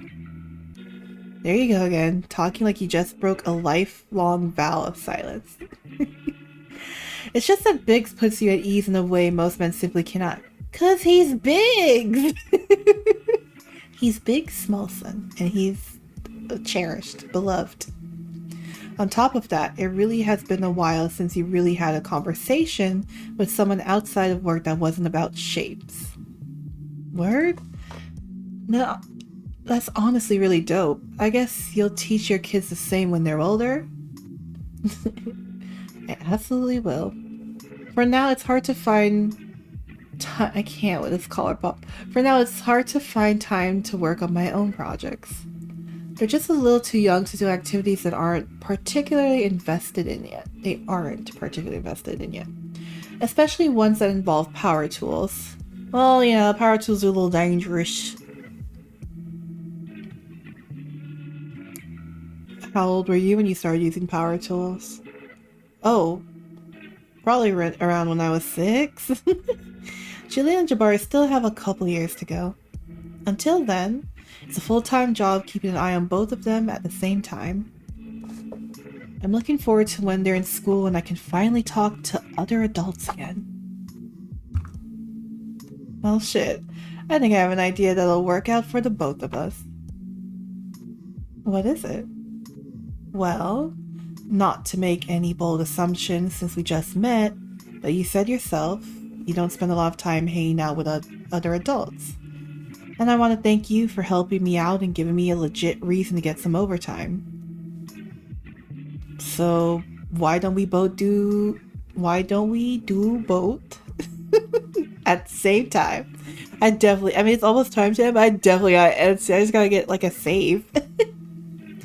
Finished with your work now. Your hands lightly coated in oil and dirt from the inside of the engine. Oh, okay. Let me save. Here? No? Save? Save! Haha! Okay. Interesting. So there's autosave and then... Okay. Alright. I'll come back to this. We went through 3 characters so far today. I'll come back to this Tuesday. Because hopefully my brain is not putting in extra words next time. But I will not skip any endings this time. I just didn't know. I didn't understand. But thank y'all for hanging out, for going through this visual novel with me, for listening to me pray on Malik's downfall. He wasn't even. Oh my gosh. Sorry, my something fell. It's okay. He's not even. There's no main character, but my goodness, I can't. Like, love to hate him. But yes, I will see you guys Tuesday with more ValiDate. Hopefully I figure it out by now. And I will try to find the name pronunciation, because I know they did. And I feel like it's not Ari, but it could be Ari. But yeah, I will see y'all next time. Have a wonderful rest of your night. Bye.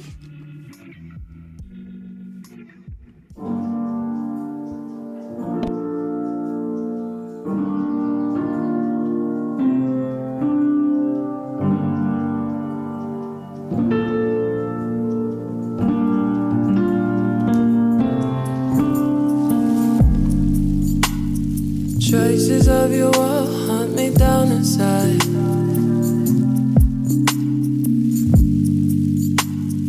I should run and go, I should run and hide, but I'm stuck on you. You make me feel like a fire. You make me feel like